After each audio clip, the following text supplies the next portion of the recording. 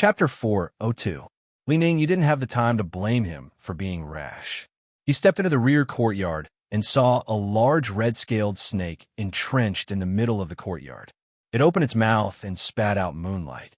When it saw him enter, it raised its body vigilantly and hissed incessantly. The large snake's triangular head was as thick as a normal person's thigh. Its beautiful scales reflected a stream of light under the moonlight. One would need to ask to know that this was an extremely poisonous snake of the highest quality. If someone who practiced poison in Jianghu saw it, they would definitely think of it as a treasure. However, to Li Ning, this kind of poison was exceptionally dangerous.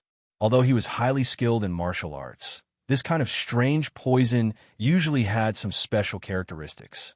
Even he would fall into its trap if he wasn't careful. Li Ning took out a plum blossom dart from his sleeve. At the same time, he had 7 or 8 hidden weapons ready. He had the nickname of the Tombi Divine Ape because his sword skills were high and he could use all kinds of hidden weapons. He could attack and receive attacks.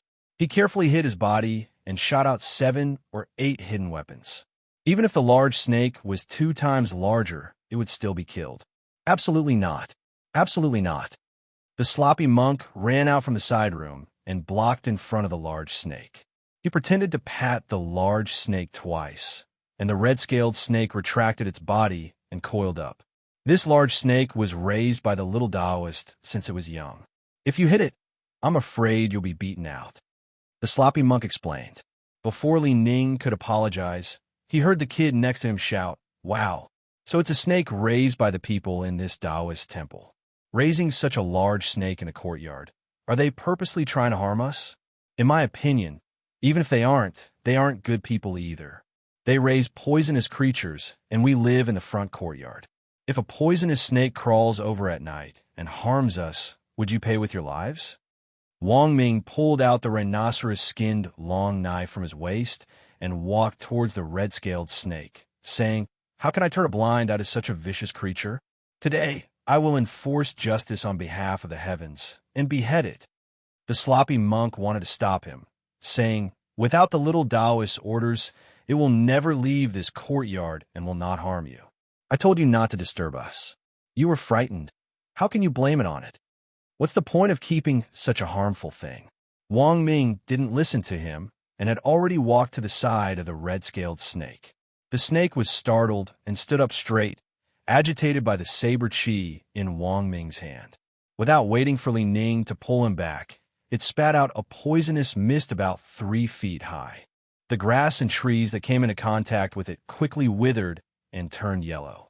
A fishy smell assaulted Wang Ming's nostrils. He immediately felt dizzy and fell to the ground. Although Li Ning was annoyed at his rashness, he was still a nephew entrusted to him by his friend. He hurriedly went over to support him, but he saw that his eyes had already turned white and he was breathing weakly. It was obvious that he had been deeply poisoned and could not be easily detoxified using ordinary methods. Li Ning saw that there were no wounds on his body, so he used his inner force to press on his stomach and incessantly urged on it. At this time, Wang Ming finally reacted. He opened his mouth and spat out a large pile of filth, but his condition of being poisoned didn't improve at all. His breathing had already become rapid. The sloppy monk came to his side and squatted down. He stretched out his hand and pressed on the vein on the side of Wang Ming's neck, rubbing it a few times to let him catch his breath. He said to Li Ning, "That red-scaled snake is a red-scaled snake. When it was only 2 or 3 inches long, it was caught by the silly little Taoist here. He kept it by his side and fed it some rice and insects every day. After a long time, it gradually grew. Because it often stayed by people's side, it became somewhat intelligent. When it grew to 5 feet long, its body gradually shed its skin and became scarlet red. However, its temperament became increasingly gentle and intelligent. It got rid of the poisonous aura of a poisonous snake. Apart from cultivating a mouthful of scarlet poisonous mist to protect itself, it had no other poison. Today, it was frightened by someone and sprayed it out to protect itself. So this nephew of yours didn't immediately die when he smelled the poisonous mist. Great master, do you have a way to save him?" Li Ning couldn't care less about being astonished by such a strange occurrence, and hurriedly cupped his fists and asked. The sloppy monk shook his head and said, "Whoever tied the bell must untie it. Although this poison isn't strong, it has been refined by the red-scaled snake for many years. So how could it be ordinary? I have a way to keep him alive, but the residual poison has penetrated deep into his bones, so I can't do anything about it. From now on, the poison will attack at 2 in the afternoon every day, and his whole body will feel like it's on fire, and he will be in unbearable pain. Furthermore, as the 4 seasons change and spring and autumn change, the poison will appear on his face in the form of a rash." Li Ning frowned and said, "We men don't care about our looks, but how can the poison not harm the body? Besides, he has to suffer 2 tortures every day. It really is worse than death. Great Master said that whoever tied the bell must untie it. I wonder where this person can untie it is." The sloppy monk pointed towards the great hall in the backyard and massaged Wang Ming's blood flow. After alleviating the poison, he left. Chunong was meditating in the great hall when he suddenly sensed something crawling under him. He stretched out his hand and allowed it to climb up his body. The red-scaled snake intimately rubbed against his cheek, as if sensing the true water qi slowly flowing through his body. The snake's ice-cold body stuck close to his chest, dantian, and other important acupuncture points, comfortably absorbing the true qi that Chenong had lost. After casually withdrawing the transcendence energy attached to the 3 Pure One's holy statue, Chenong used the remaining transcendence energy on his right hand and slowly combed through the snake's entire body along its head. The transcendence energy of the heavenly river washed over the red-scaled snake's body. Due to the poison it had just spat out earlier, the snake's somewhat dispirited spirit quickly recovered. It playfully chased after Chenang's fingers. Its body circled between the 5 fingers, sticking closely to the strands of transcendence energy that had seeped into its body. Chenong had quite a bit of affection for this little pet that he had raised when his primordial spirit was returning. He immediately sacrificed a few strands of transcendence energy and used the method of training mounts and pets in this world to forge a foundation for the snake. At this moment, he suddenly heard someone calling out from outside the courtyard. "Little Taoist, I am a passing tourist. I live in the front yard of the Taoist temple, and I have something to ask of you. Are you in your room?" Chenong already knew the cause and effect with just a thought. He immediately answered, "Since you are a guest from afar, push open the door and come in." Li Ning was slightly taken aback. He helped Wang Ming push open the door and entered. Seeing the red-scaled snake coiled on Chun Ang's knee, his eyelids twitched involuntarily. He forcefully suppressed his thoughts and cupped his fist towards Chenong, saying, "I am Li Ning, also known as the Tongbi Divine Ape. Together with my 2 brothers, they are collectively known as the 3 Heroes of Qilu. Because I was accompanying a friend on an excursion to Qishan Mountain, I missed the time to leave the mountain, so I'm staying in your esteemed temple for the night." But this nephew of mine was reckless. He trespassed into the backyard without the owner's permission and was accidentally injured by the red-scaled snake that I reared. Now his injuries are critical, so I begged the owner of this place to save him. The 3 Heroes of Qilu. Chenong frowned. Li Ning saw that Chun Ang's eyes were clear and bright, unlike what the sloppy monk had described him to be, a foolish little Taoist. He suddenly became suspicious. Following the rules of Jianghu, he announced his name. Although this move was somewhat arrogant, the 3 Heroes of Qilu had quite a bit of prestige in Jianghu, so he wanted to test Chenong. But to Li Ning's disappointment, Chenong did not have any other reaction. He calmly shook his head. "I don't know you." Chenong went forward to check on Wang Ming's injuries and nodded, saying, "As expected, it was Macho who injured him. Before the poison could accumulate in his heart and lungs, it was dispersed by someone using qi, so his life wasn't in danger. But it has also flowed into his limbs and bones, making it even more troublesome to get rid of it. Looks like you have offended that sloppy monk." Hearing this, Li Ning was stunned. He did not know what to say, so he could only shake his head and smile bitterly. He asked doubtfully, "Macho, is it this giant snake?" Why is it called macho? Chapter 403. Originally, the fire poison that young Wang Ming had been afflicted with could be dispelled by Chun Ang's spiritual power. However, since they were in the Shushan world, he inevitably had to play some tricks. At the same time, he wanted to teach this fool who dared to take advantage of his master's absence to bully his pedolescent. Therefore, Chunong merely pressed his palm against Wang Ming's body and forced him to wake up slowly with the water vapor of his Xinqi.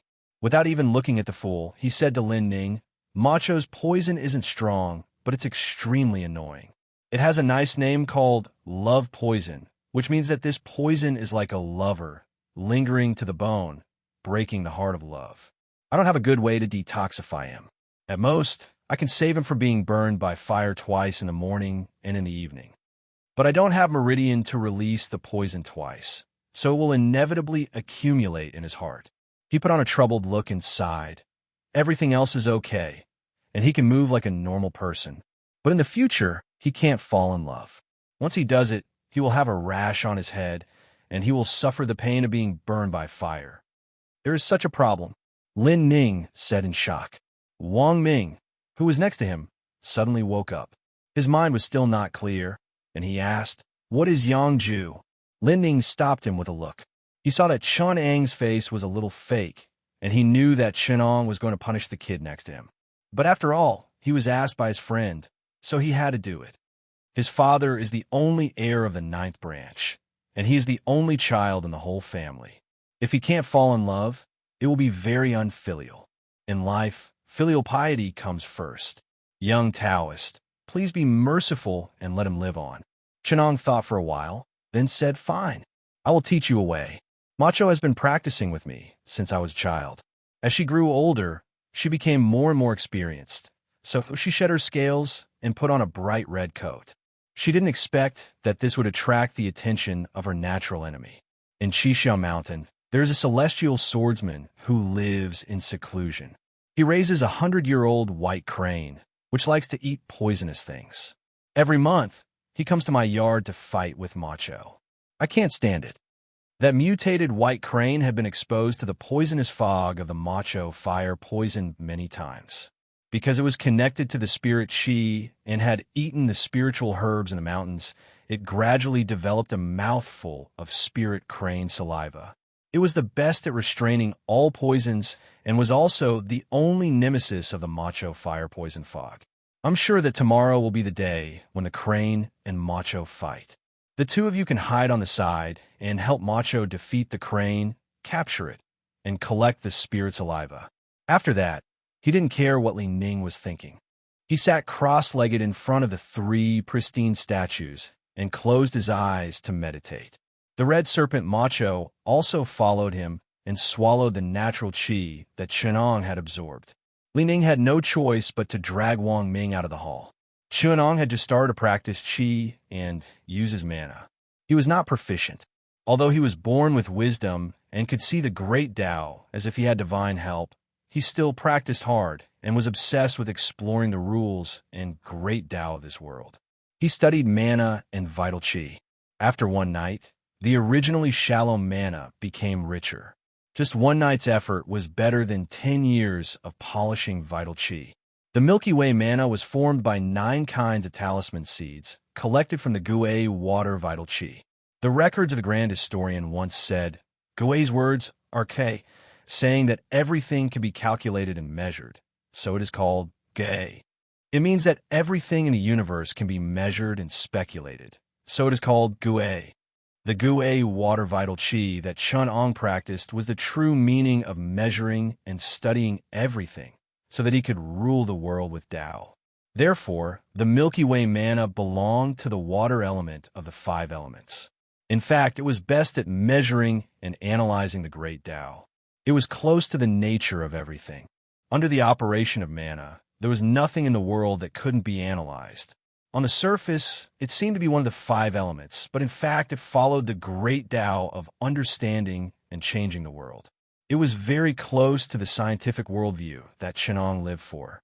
The spirit of heaven and earth was the talisman, and the spirits of ghosts and deities were the talisman. As the foundation of the Milky Way mana, the 9 talisman seeds could also be called the 9 talismans of the Milky Way. When combined with each other, they could evolve and edit all the spells in the world. Among all the spells, it was the best kind. It could be compared to the true teachings of the Tianfu and the orthodoxy of the emperor. At this moment, Chen Ang's hands were empty. Other than the spiritual beast macho, he really didn't have any belongings. He just needed an instrument to protect himself. Among the possessions that the old Taoist left behind in the Xixia temple, other than a 400-year-old sandalwood tree in the backyard that secretly contained spiritual qi, there were only 3 statues of the 3 pristine holy statues made of old peach wood that were worshipped day and night, and an everlasting lamp. Old sandalwood was a good material to make a magical instrument. It was refined with the Milky Way manna. Although it was innately limited and unfavorable for killing, it had its own Tao nature and its fragrance was clean.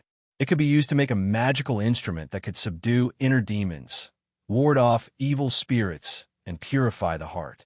It was a magical instrument that had a miraculous effect on those who were possessed by the devil. However, for a person like Chunong, whose primordial spirit was comparable to the extraterrestrial demon king and whose Tao nature or demonic nature was immortal, this kind of magical instrument was a little useless.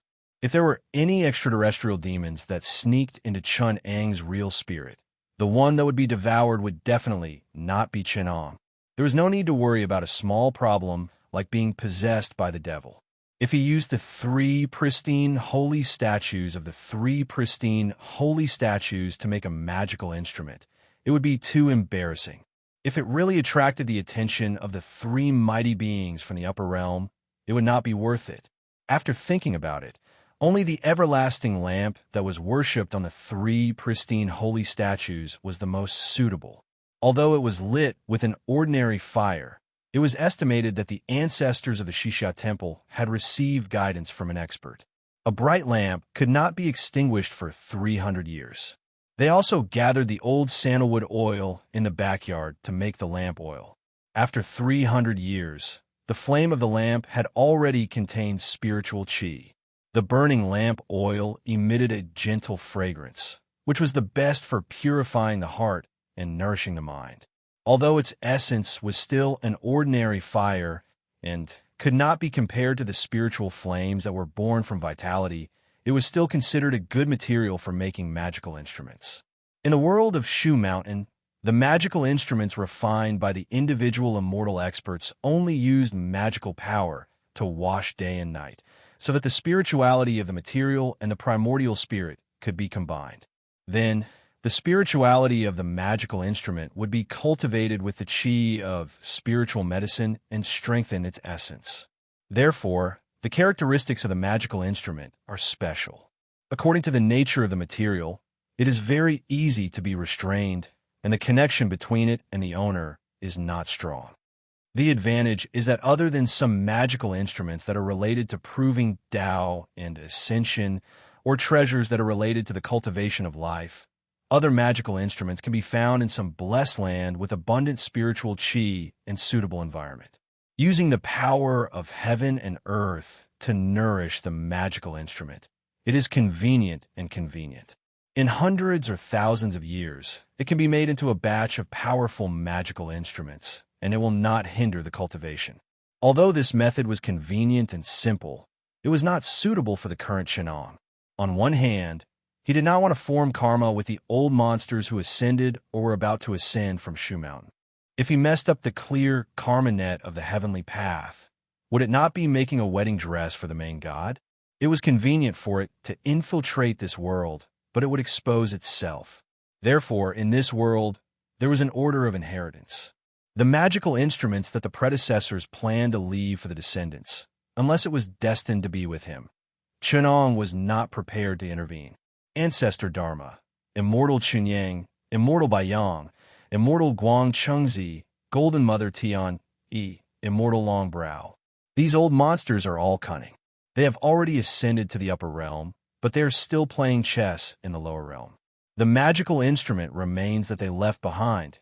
Taking it is like owing karma and falling into their trap. Chunong snorted disdainfully. My status is high, and I have cultivated for a long time. not inferior to these people. I admit that I am a junior just to think about those few pieces of scrap metal. I can't do such a shameful thing. Chinong sneered and said, after Dharma achieved Tao, he gave up the Nanmingli fire sword, the ultimate treasure of refining demons, and threw it away like a shoe, just because it became an obstacle to seeking Tao. But some people's eyes are fixed on the broken shoes left by others, and they forget about the things that they have been pursuing diligently. Those people in Amay can be said to be good at adding things to things.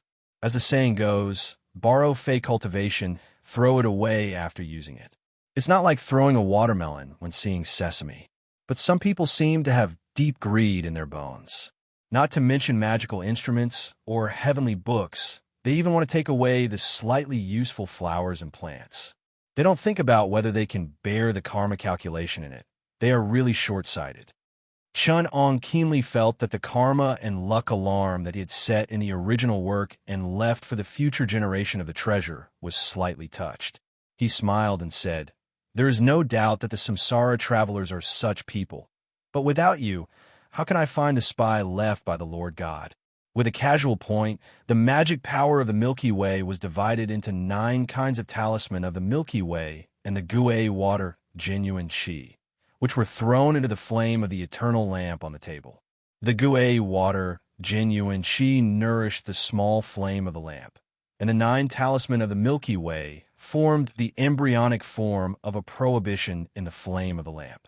The Gue water, genuine Qi, and the true meaning of the 9 talisman of the Milky Way merged into one, and the flame of the eternal lamp immediately emitted a faint light, separated from the wick, and burned even more vigorously.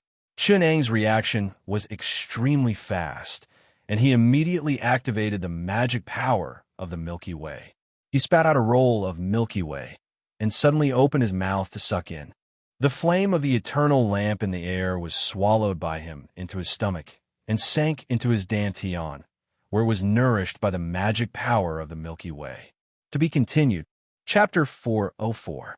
Although there were some changes in karma in this world, Chunong was a patient hunter. He knew that this was just a slight test from the main god, so he did not pay much attention to it. At least, he would wait until the prey had nowhere to retreat and had no hope of escaping with its tail cut off. Only then would he strike with the speed of lightning and end its life.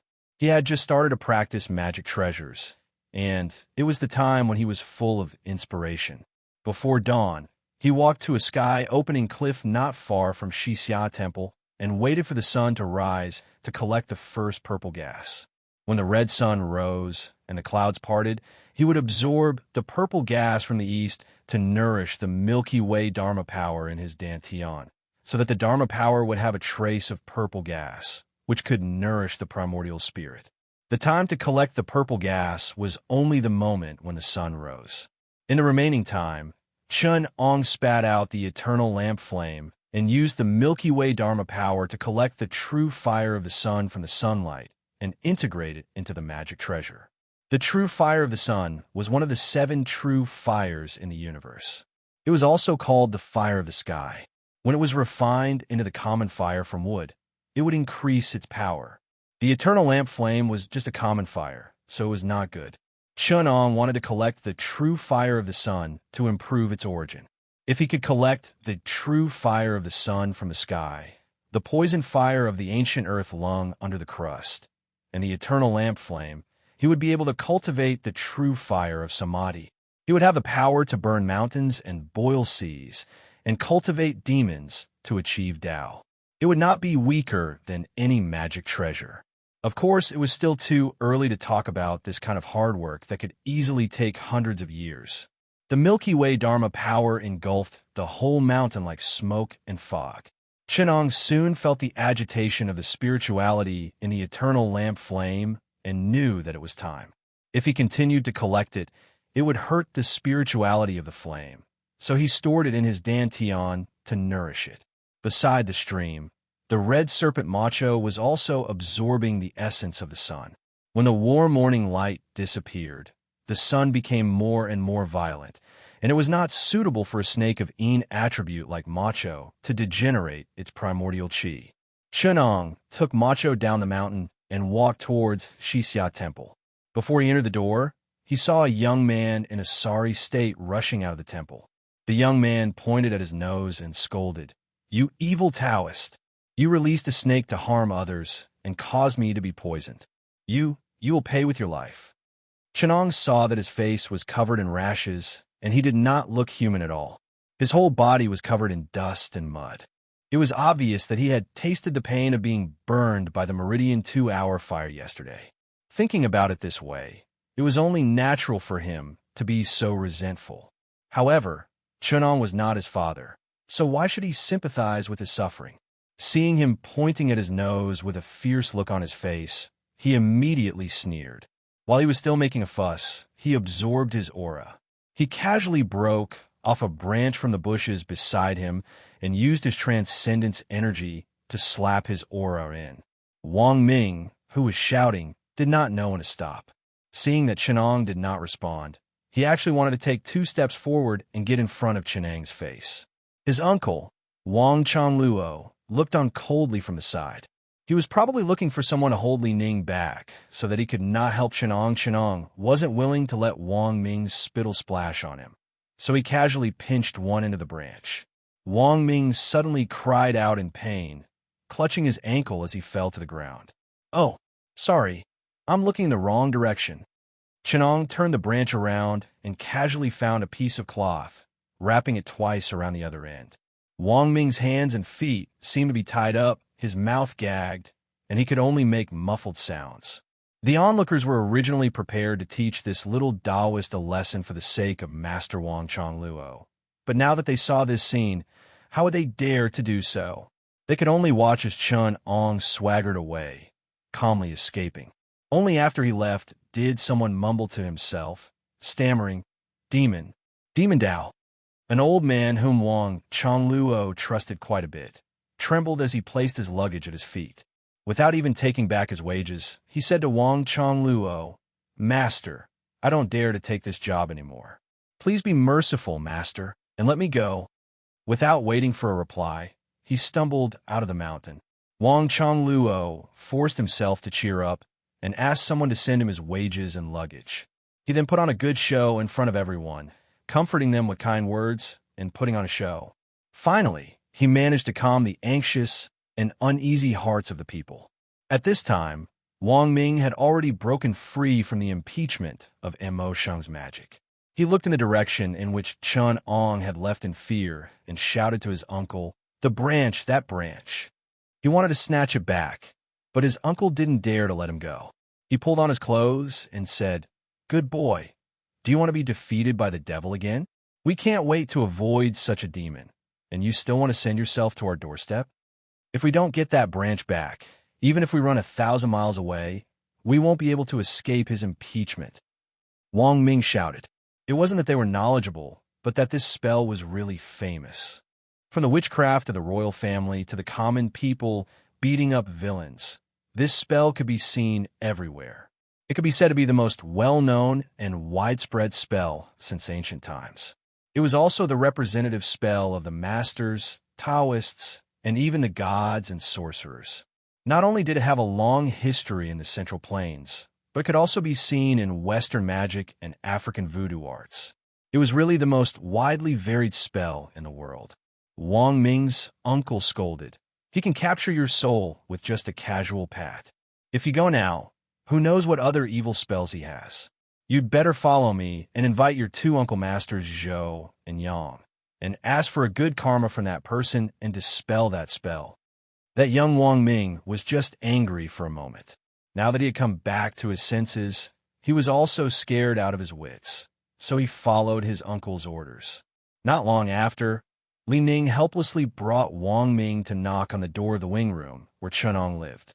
At this time, the rash on Wang Ming's face had gotten better, and he could see people, but this also meant that the next pain of being burned by fire was coming. He looked around and suddenly cried out in surprise, "Uncle Li, look at the sky." Li Ning raised his head to look at the sky, and sure enough, he saw a white crane with core feathers circling in the sky.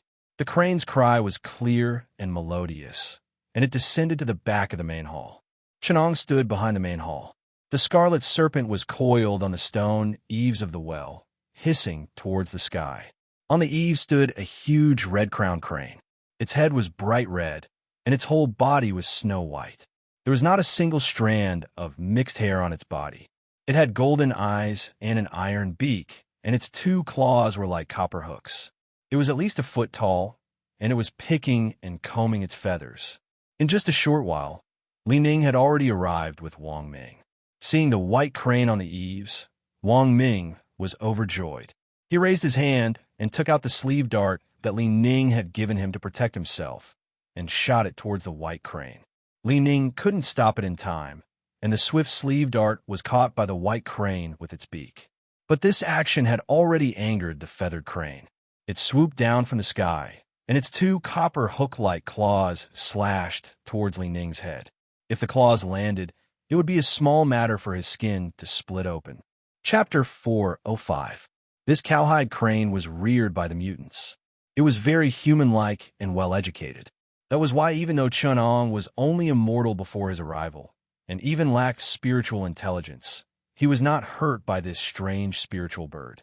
It was just that it had a natural conflict with the red serpent macho. Every day, they fought for fun, and the little Taoist in the past was bullied.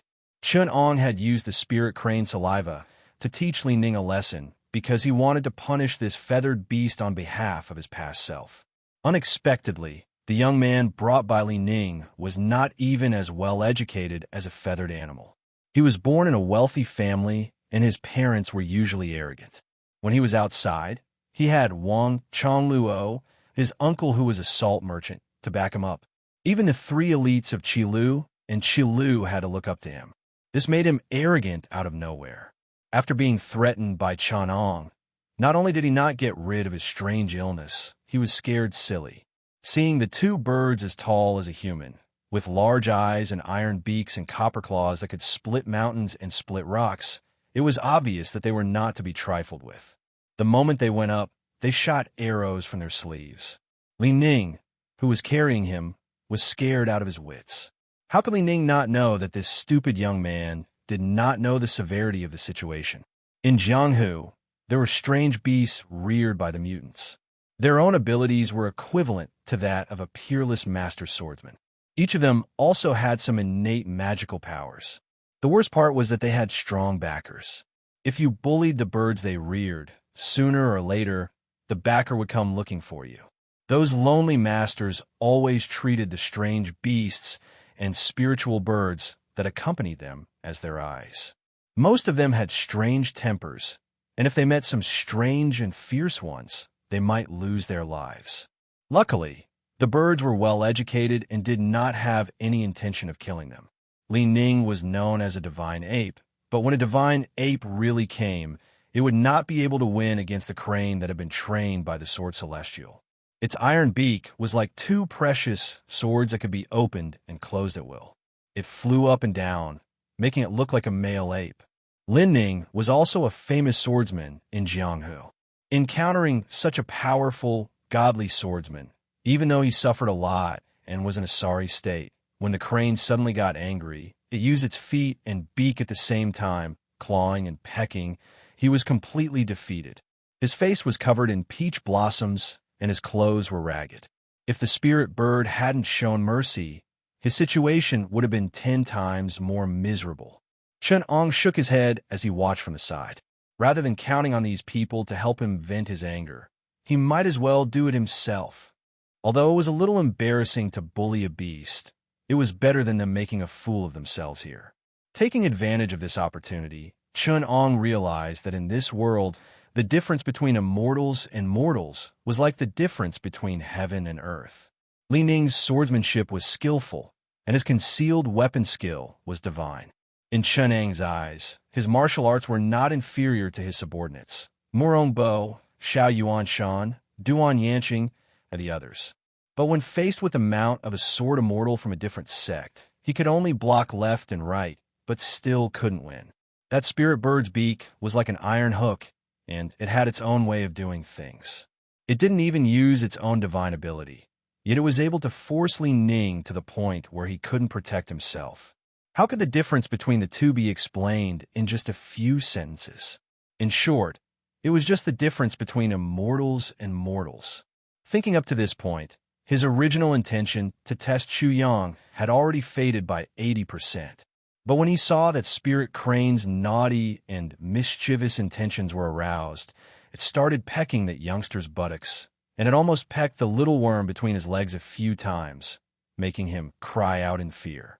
Li Ning also had a bitter expression on his face and didn't dare to step forward. Suddenly, an evil fire started burning in his heart. Thinking of the few naughty and mischievous things that this vicious big bird had done in the past, he chuckled and flew out from the window. Unexpectedly, when that bird saw him, it actually abandoned its plaything beside it and started pecking at him. Its temperament was very vile. How could Chenong still be afraid of it now? With a clear shout, he waved his hand. An array of mana froze all the bones in its body. In the secular world, this technique was known as the body-fixing technique, and it was somewhat similar to the upper-level acupoint sealing technique in Jianghu. At this moment, this white crane could only move its eyeballs. Its temperament was intelligent, and it knew that it was meat on someone else's chopping block.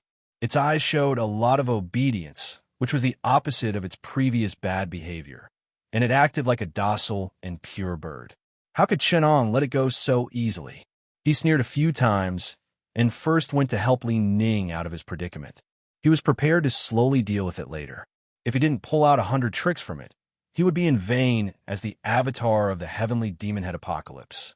He pried open its long beak, and a few drops of pure white crane saliva with a strange fragrance dripped out. Chenong pulled out its tongue and filled 4 small porcelain bottles with the saliva. He handed 1/2 full bottle to Li Ning and said, "This beast's spiritual saliva is very mature. Give it 1 drop every day at noon for 3 consecutive days, and the poison will be cured. The remaining crane saliva is the panacea for detoxification. There aren't many common poisons that it can't cure. If a famous doctor uses it as a medicine guide and blends it with precious medicinal herbs, it can be refined into a precious pill that can purify one's inner force and increase one's cultivation. If taken at a young age, it can help strengthen one's foundation, and your hard work will not be in vain." Li Ning took the crane saliva, but he didn't have any dissatisfaction in his heart. Even if there was, it would mostly be directed at this stupid young man beside him. He felt exhausted all over and just wanted to find Wang Chongluo to unload the burden on his body. He didn't dare to be the stupid uncle anymore. As for the idea of taking him as a disciple, because he was an old friend, he wanted to get as far away from him as possible. He only treated him as a pile of dog shit, and he would never dare to let him touch him again. Li Ning apologized to Chenong and was about to go back to tidy up his exhausted body and mind. But when he saw Wang Ming's shifty eyes, he knew that he was going to cause trouble again. Just as the thought of tying him up rose in his mind, Wang Ming quickly knelt at Cheneng's feet and shouted, "I, Wang Ming, am willing to become the disciple of an immortal and learn spells. I hope that immortal Chun Quan will accept me."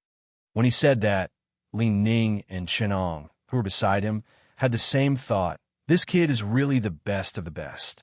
He went from arrogant to respectful and changed his attitude so quickly. Does he really think that all immortals are goldfish with a memory of only 6 seconds? Even if he's begging someone, his tone is still saying that I'm giving you face by worshiping you. Hurry up and agree. Li Ning suddenly felt his right hand itch, and he just wanted to hit him. At this time, the young man suddenly remembered that Li Ning was still here. So he turned his head and said with a serious expression, "Uncle Li, my uncle wants me to worship you as my master, but I admire the path of immortals and don't want to go to the mortal world anymore. Please don't make things difficult for me." Li Ning was so angry that he almost laughed. He waved his hand and wanted to leave, but he was a kind person after all. He thought that he still had the elixir that the young man wanted, and if he left, he would inevitably come looking for him again to disgust him. So he forced himself to control himself and watched coldly from the side. The more the young man spoke, the more determined he became. He actually continued, "My parents are old, and I hope that Uncle Li can tell my uncle that I'm going to seek Tao with an immortal and no longer care about worldly affairs. I also hope that he can help me take care of my parents. I, Wang Ming, will definitely repay you in the future. He glanced at Chenong and said directly, "My heart to seek Tao is as firm as iron and stone.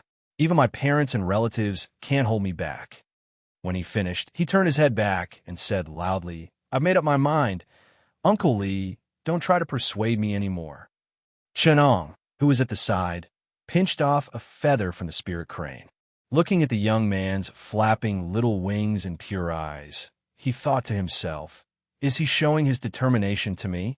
Li Ning only wanted to laugh. He only felt that there were countless complaints in his heart. Although he didn't know what they meant, the feeling was the same. If it was a normal young man, he could teach him a lesson or two for the sake of his friend. But facing this stupid young man, he really didn't have the strength to complain. There were countless words rolling in his heart. And Mo Yu said, "You want us to take care of your own parents? How shameless. There are no unfilial immortals in the world. What's wrong with your brain that you think people will accept you? You don't even care about your parents. What kind of revenge do we want from you? You said that your father is the only son of the 9 branches. Have you eaten up filial piety?" In the end, thousands of words were condensed into 2 words, hee. He learned the meaning of hee without a teacher. Many thoughts flashed through Chun Ang's mind in an instant. If I met such a talented person in other worlds, I would definitely give him an unparalleled opportunity so that he would understand the principle of the fragrance of plum blossoms comes from the bitter cold, and there is no such thing as a free lunch falling from the sky. I have 1,200 copies of extreme biochemical experiment plans in my pocket. Each of them is brilliant, and the quantity is extraordinary. I guarantee that I'll make him die an unprecedented death.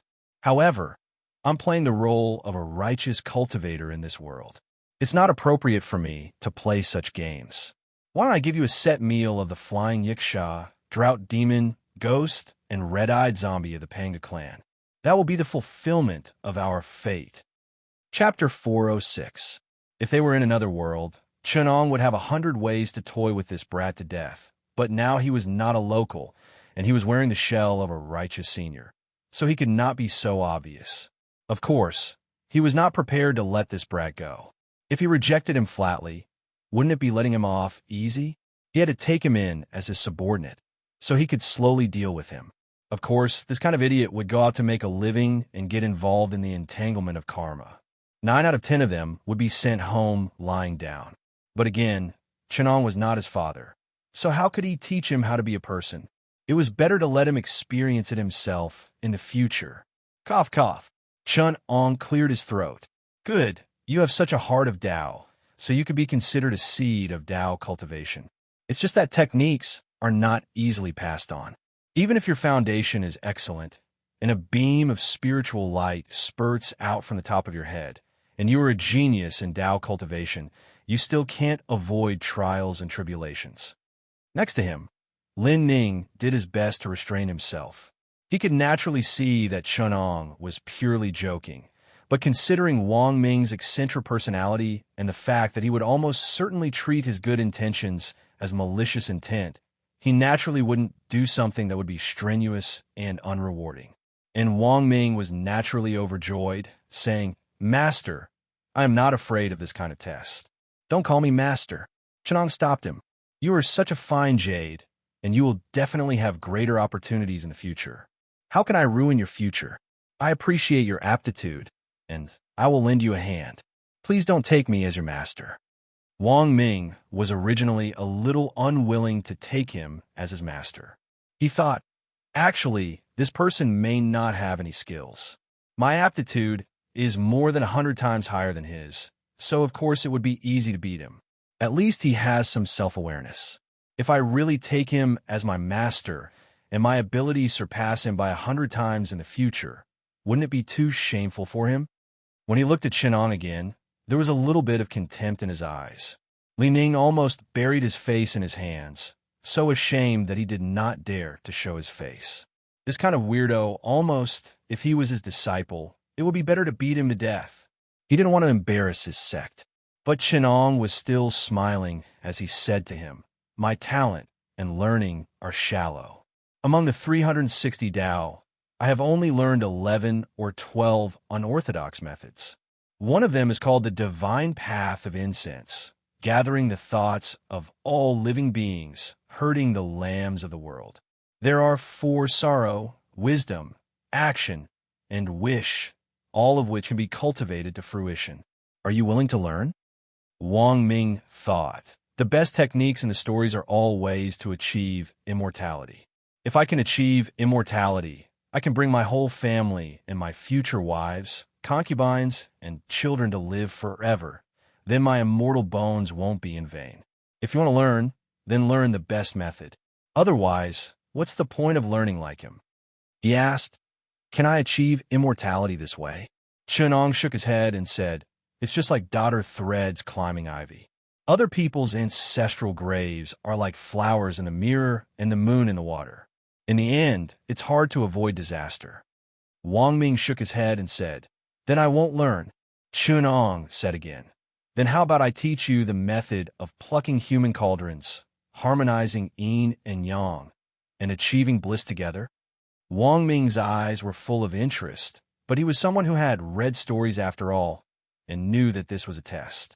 Besides, if he could achieve the Tao of immortality, he would have a lot of time to learn these things in the future. He quickly shook his head and said, it's not the right way, I won't learn.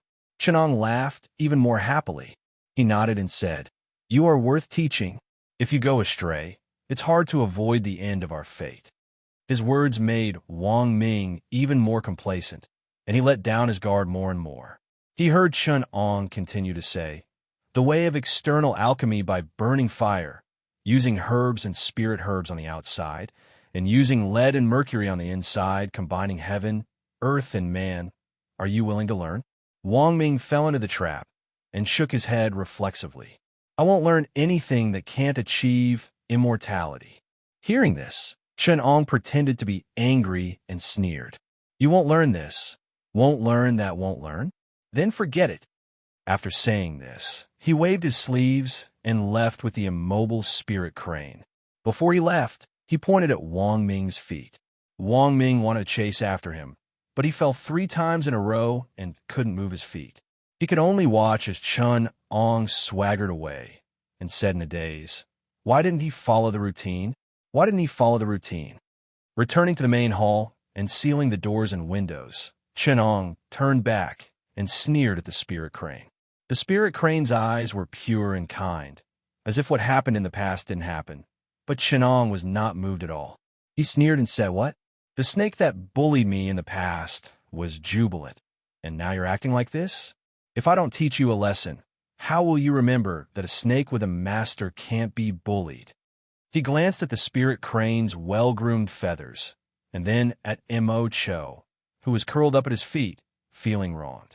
He immediately revealed a smile that made the spirit crane tremble. After a short while, Li Ning was surprised to see a white crane with messy feathers, with only 1/10 of its feathers left, soar into the sky from the main hall. It circled above Xixia Temple and cried sadly. It sounded very wronged. After circling for a long time, it flew toward Xixia Mountain with hatred, crying nonstop along the way. It was heartbreaking to hear it. No one knew where it went to get help. Chunong did all this to form some ties with some key people in this world, so that he would have a reason to interfere in Mei's plan in the future. Now that the chess pieces were in place, he immersed himself in the research and conclusion of this world's natural laws. There were 3 big problems in this world that he urgently wanted to solve. First, in the absence of reproductive isolation, the creation of living things and the mystery of life, this kind of problem related to the Tao of creation. Second, the problem of the evil Qi having reached the uniqueness of this universe. Third, the Earth axis magnetism, the relationship between the blessed enclave and the structure of the planet, the study of the planet in Shushan, and the analysis of space. In a situation where there was no way to build a professional laboratory, Chunong found a scientific method that was completely different from the scientific and technological universe. The way to prove the Tao by magical treasures in general was to give up all the specific functions of magical treasures and walk towards the path of using magical treasures to evolve the laws of nature, the Tao of heaven, and peep into the path of Tao. Chun-Ong suspected that someone in this world had already tried this path, such as a very suspicious 9-condensation cauldron. The innate chi embryo inside was obviously a treasure that someone had refined to simulate the evolution of the world and peep into the Tao. Refining treasures is like refining people. Refining treasures is like cultivation. Chun-Ong sighed. If one day I can refine an immortal, the basic cultivation of this world will basically be no secret to me. If I can refine a planet, most of Shushan's secrets will be no secret to me. First, I will set a small goal for myself. For example, I will refine Mars into a planet like Shushan's Earth. Another example, I will refine a celestial immortal from the soil.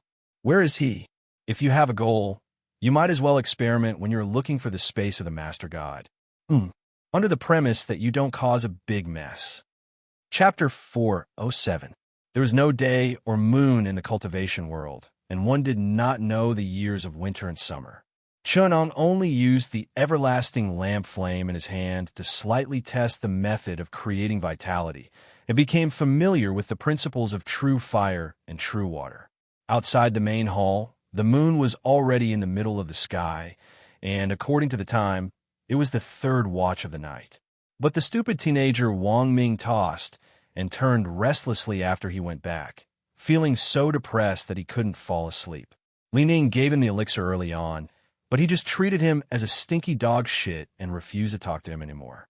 This teenager was also open-minded and didn't take it to heart. It was just that Chun-Ang's teasing at noon made him very depressed. Now all he wanted to do was to learn spells and seek immortality. In the middle of the night, he got up a few times to lament endlessly, feeling a little sorry for himself. His body was filled with a sour and rotten aura that no one appreciated his talent. He thought too much in his mind and suddenly came back to his senses. He suddenly thought, the immortals have said that the Dharma is not easily passed down, and he wants to give me another test.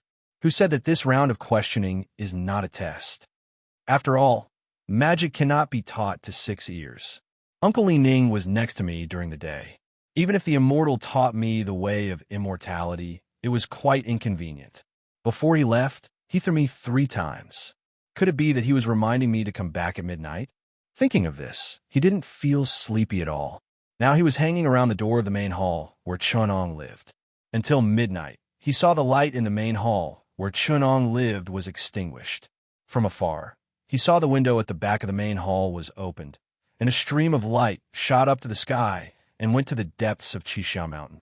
The stupid teenager was confused, shivering in the cold autumn wind, and shouted in the direction of the stream of light, "Immortal Master, Immortal Master, Master!" But there was no reply. "Didn't we say to meet at midnight?" The teenager said in a resentful tone. This time he was frozen for half the night, and his body was very uncomfortable. Such an encounter made the teenager almost cry. His heart was half resentful and half sad. Wang Ming slapped the door of the hall, but he heard an empty sound on the door. He seemed to have triggered some kind of inspiration, and his eyes suddenly lit up. Yes, that Taoist priest has already left, and from the looks of it, he won't be coming back anytime soon. Doesn't that mean that there's only one big snake in this hall now? Normally, Wang Ming wouldn't have the guts to offend Mo Cho, but right now, he happened to have a bottle of spirit crane saliva that could restrain the scarlet serpent's venom. Li Ning hated him so much that he didn't even keep the spirit medicine for himself, and gave him half the bottle of spirit crane saliva. If I can find the heavenly tome that the Taoist priest hid, with my talent, would I still need to listen to him?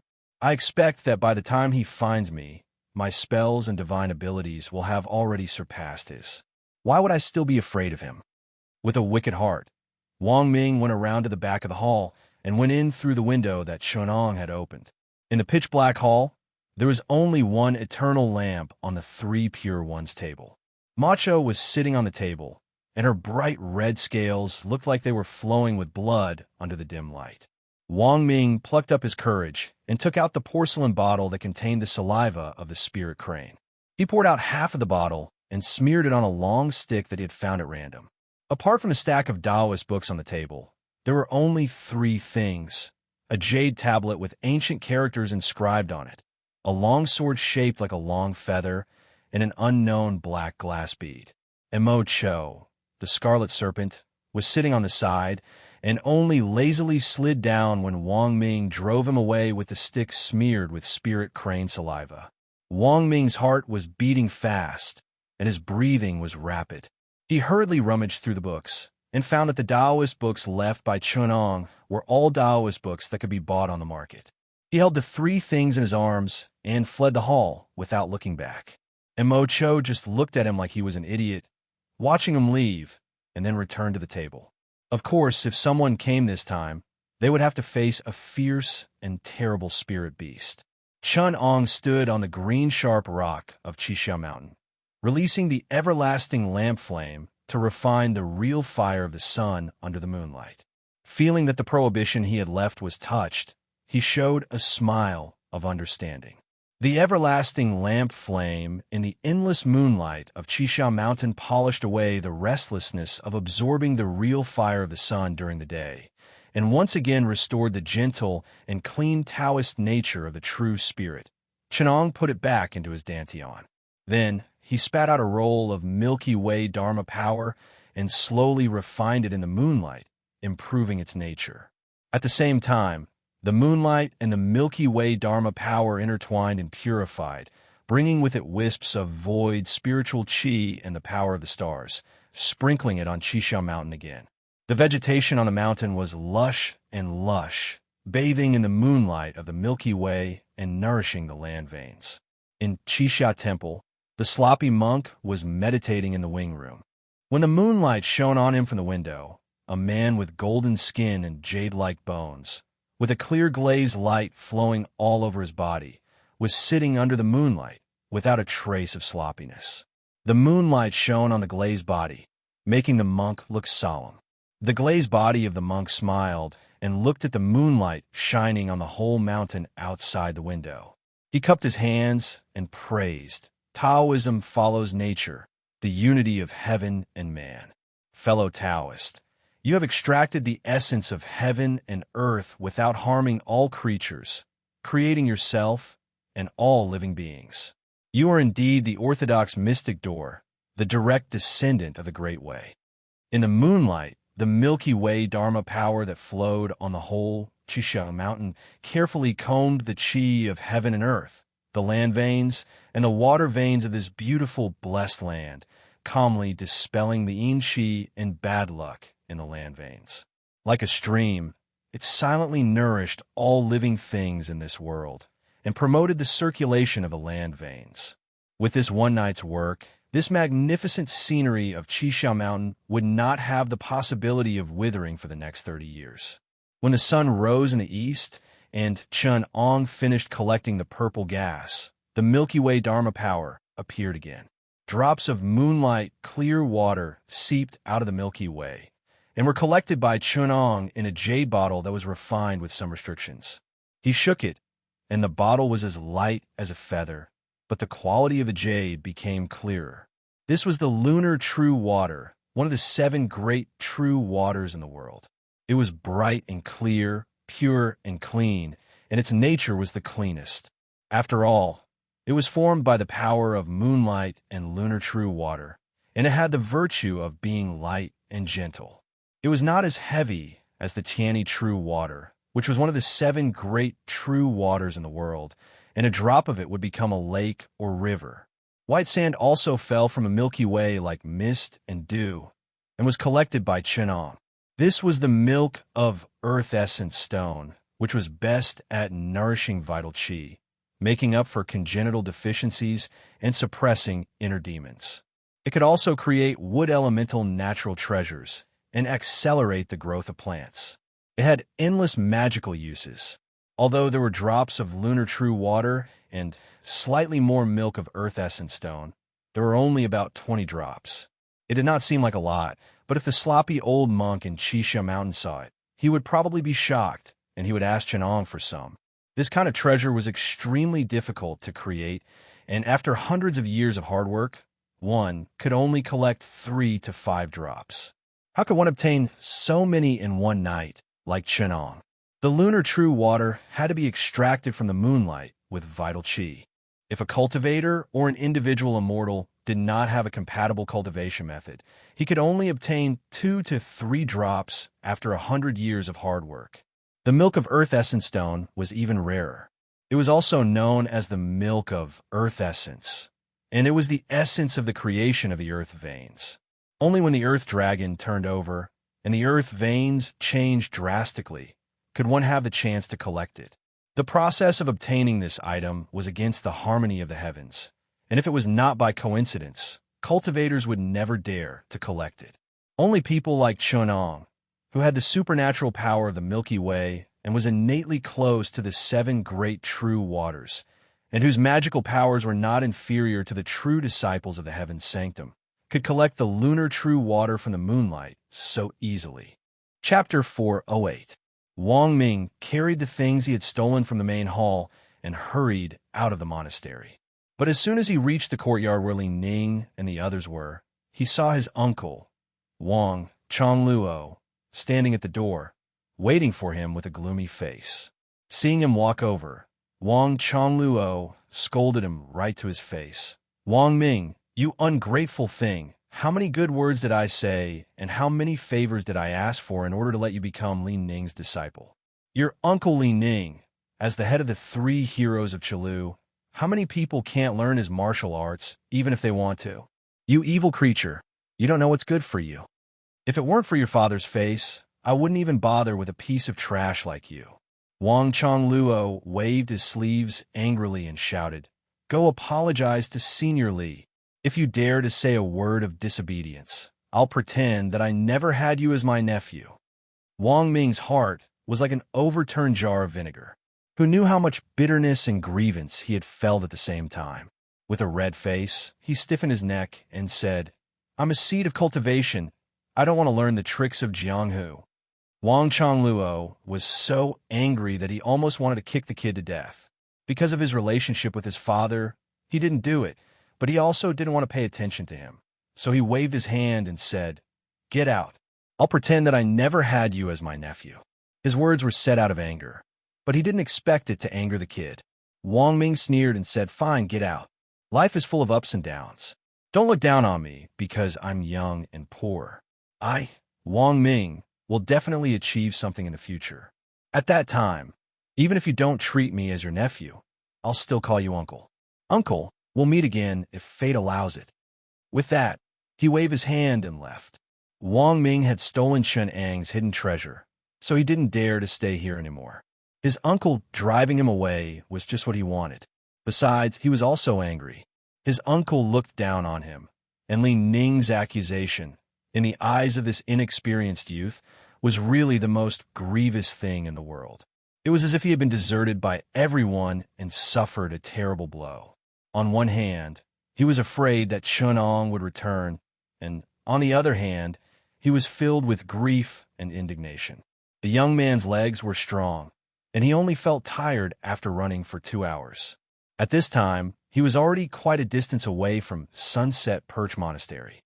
He staggered along the mountain path, and when he turned back to check what was going on behind him, he did not see a low stump. He tripped and fell to the ground, scraping his hands. Wang Ming heard a crisp sound coming from his chest. He became anxious and hurriedly took out the thing hidden in his chest. The long feather sword was sharp, but very soft. He wrapped it around his waist as a flexible sword, but the black glazed bead and the jade pendant on his chest couldn't avoid being hit. When Wang Ming took them out, the jade pendant had already been broken into 2 pieces. Holding the jade tablet that was broken into 2, Wang Ming was anxious and annoyed in his heart. Thinking of the supercilious looks and grievances he had endured these past few days, he couldn't help but burst into tears. His bloody hands held the 2 pieces of the jade tablet, and immediately, the blood on the jade tablet seeped into the jade, gradually emitting a faint brilliance. An old voice rang in Wang Ming's mind. First came Hong Jun, then came Heaven, and Lord of Apocalypse was still ahead. before the three religions imparting Dharma assembly, the first immortal after the creation of the world. It has been 1,800 yuanwees since Lord of Apocalypse left me behind. Kid, was it you who woke me up? Wang Ming turned pale with fright and asked in a trembling voice, Who are you? Who are you to the Taoist priest of Sunset Perch Monastery? I'm not a human being. I'm a lotus seed of the green lotus of fate, plucked by Lord of Apocalypse when the world was created. Because perfected Master Pangu ended my fate by creating the world, I'm a dead object, not a human being. After Lord of Apocalypse left this universe, he left me behind as a fated chance. Kid, are you the fated one? The old voice asked. Yes, it's me. Although Wang Ming still had some doubts. How could he refuse? He answered ecstatically. No, you're not. The voice of the lotus seed of fate was like a bucket of cold water being poured over his head. Wang Ming shouted excitedly. How can I not be? You're not even an immortal. So how can you be considered the fated one? Immortal? Something as stupid as wood and stone can also be considered a human? Let me tell you, kid, things that haven't formed their primordial spirits and have limited lifespans aren't considered humans to us. You'll die of old age when I take a nap, and you want me to treat you as a human? These words not only didn't make Wang Ming give up, but also made him excited. Anyone below an immortal wasn't considered a human. What an amazing fated chance this was. He immediately used all his skills to strike up a conversation with the lotus seed of fate, saying all sorts of nice things to make it recognize him as a human and have some fated chances. Before you become an immortal, don't even think about ordering me around. You won't be able to touch the great path immortal records and primordial spirit treasures left behind by Lord of Apocalypse. Since you were the first to find me after 1,800 yuan hui, I can give you some fated chances. If you have the aptitude, you can shed your mortal body and obtain the immortal records. Then you can refine me. Otherwise, after you die of old age, I'll fly away on my own to find the fated one. Naturally, Wang Ming said all sorts of nice things to appease the arrogant lotus seed of fate. He had never been so respectful to his father. He carefully probed. Creation, is your original form this jade pendant? The fate creation boy sneered. My original form was not damaged or destroyed even after the great tribulation of creation. How could it be this stupid thing? Look carefully. My original form is a jade-colored lotus seed, the first treasure in the chaos, the white jade lotus seed of the green lotus of fate. I was born as a primordial fiend god. If I hadn't been envied by the heavens and ended my life, I would have been one of the three pure ones.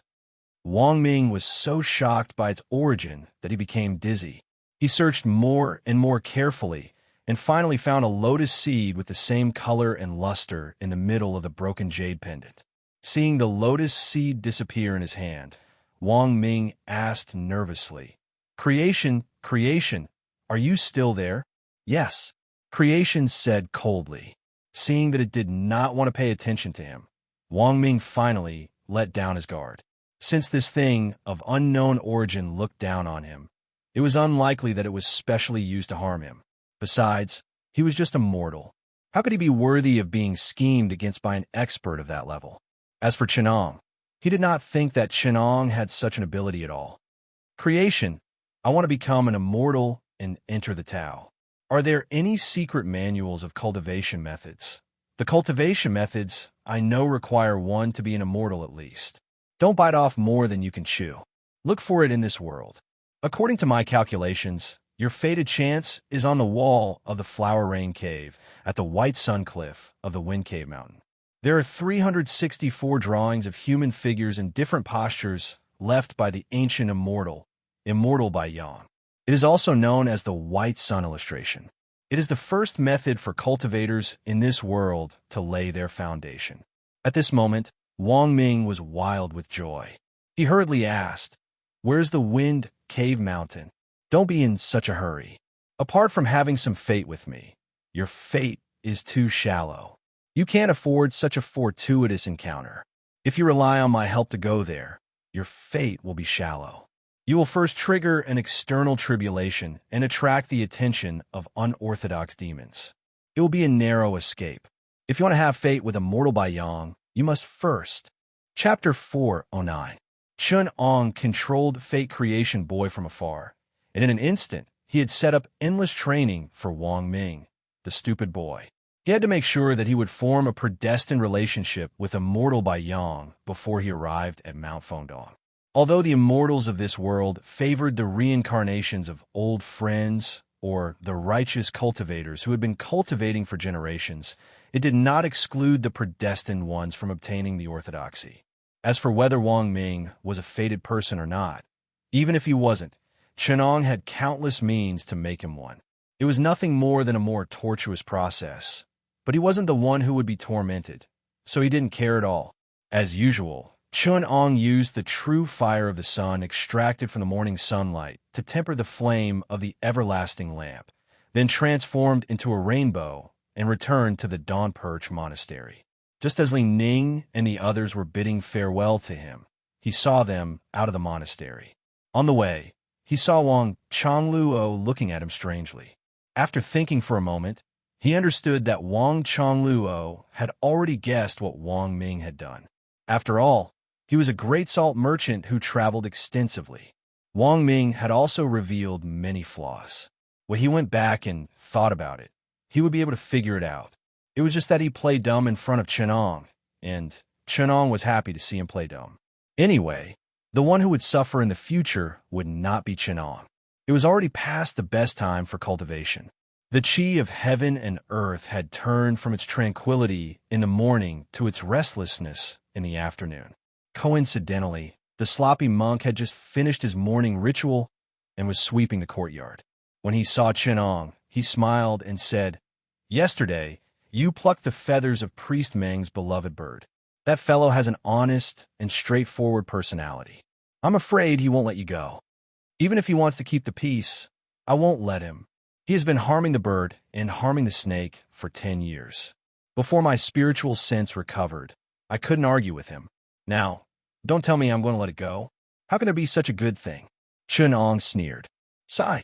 The sloppy monk sighed and said, "Why is there a need to fight based on personal feelings? Fate is a wonderful thing that cannot be described with words. The wind rises at the end of the green duckweed, and the tribulations appear at the tip of a hair. We Taoists are not plants or rocks. If we're not moved by emotions, how can we make friends with fellow Taoists in the world? If that Taoist Ming is a fellow Taoist who is fated to be my fellow Taoist, then I will naturally be able to turn an enemy into a friend, allowing me to be fortunate enough to meet a fellow Taoist.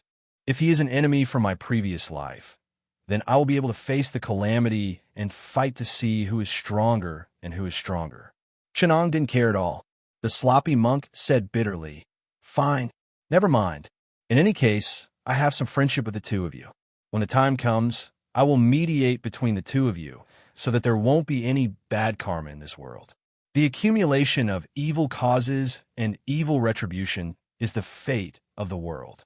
If it wasn't for fellow Taoist primordial chaos being too stubborn and having a mix of good and bad people in his sect, he wouldn't have ended up with a May. Stay upright and eliminate all evil." Chun Ong said faintly, "How can we lose the aspiration of our generation's swordsman?" The sloppy monk saw that it was inappropriate for the two of them to stand in the courtyard, so he invited Chun Ong to his room and served him some wild tea. Even though the two of them were old acquaintances, Chun Ang's primordial spirit had yet to return to its original position at that time. His mind was clouded, so they had some friendship. However, they had never talked to each other. Today, they slowly discussed the essentials of cultivation and Dharma access. It was only then that Chun Ong found out that the sloppy monk's Dharma name was Jingming. He used to be a monk in the nearby Xixia temple. Later on, because the monks in the temple fought for power, he was chased out of the temple. The old Taoist of Xixia temple had some friendship with him, so he invited him to stay here as a guest. It was funny that the entire Xixia temple was a group of ordinary monks, and they actually chased out the only one with cultivation, Jingming. However, this discussion of Tao allowed Chenong to see through Jingming's background. He knew that Jingming worshipped the medicine master Buddha of the East. He cultivated the pure, glazed, sun and moonlight Buddha's Dharmakaya, which emphasized purity and untainted by colored glaze. Unfortunately, it was not compatible with Jingming's temperament, which hindered his ascension. Jingming had an interesting temperament. He was not like most of the Vedanta of Buddhism in this world, who were profound and dull. Instead, he was somewhat similar to the monk Ji Dian, who was lazy and sloppy, but he cultivated the pure, glazed, sun and moonlight Buddha's Dharmakaya.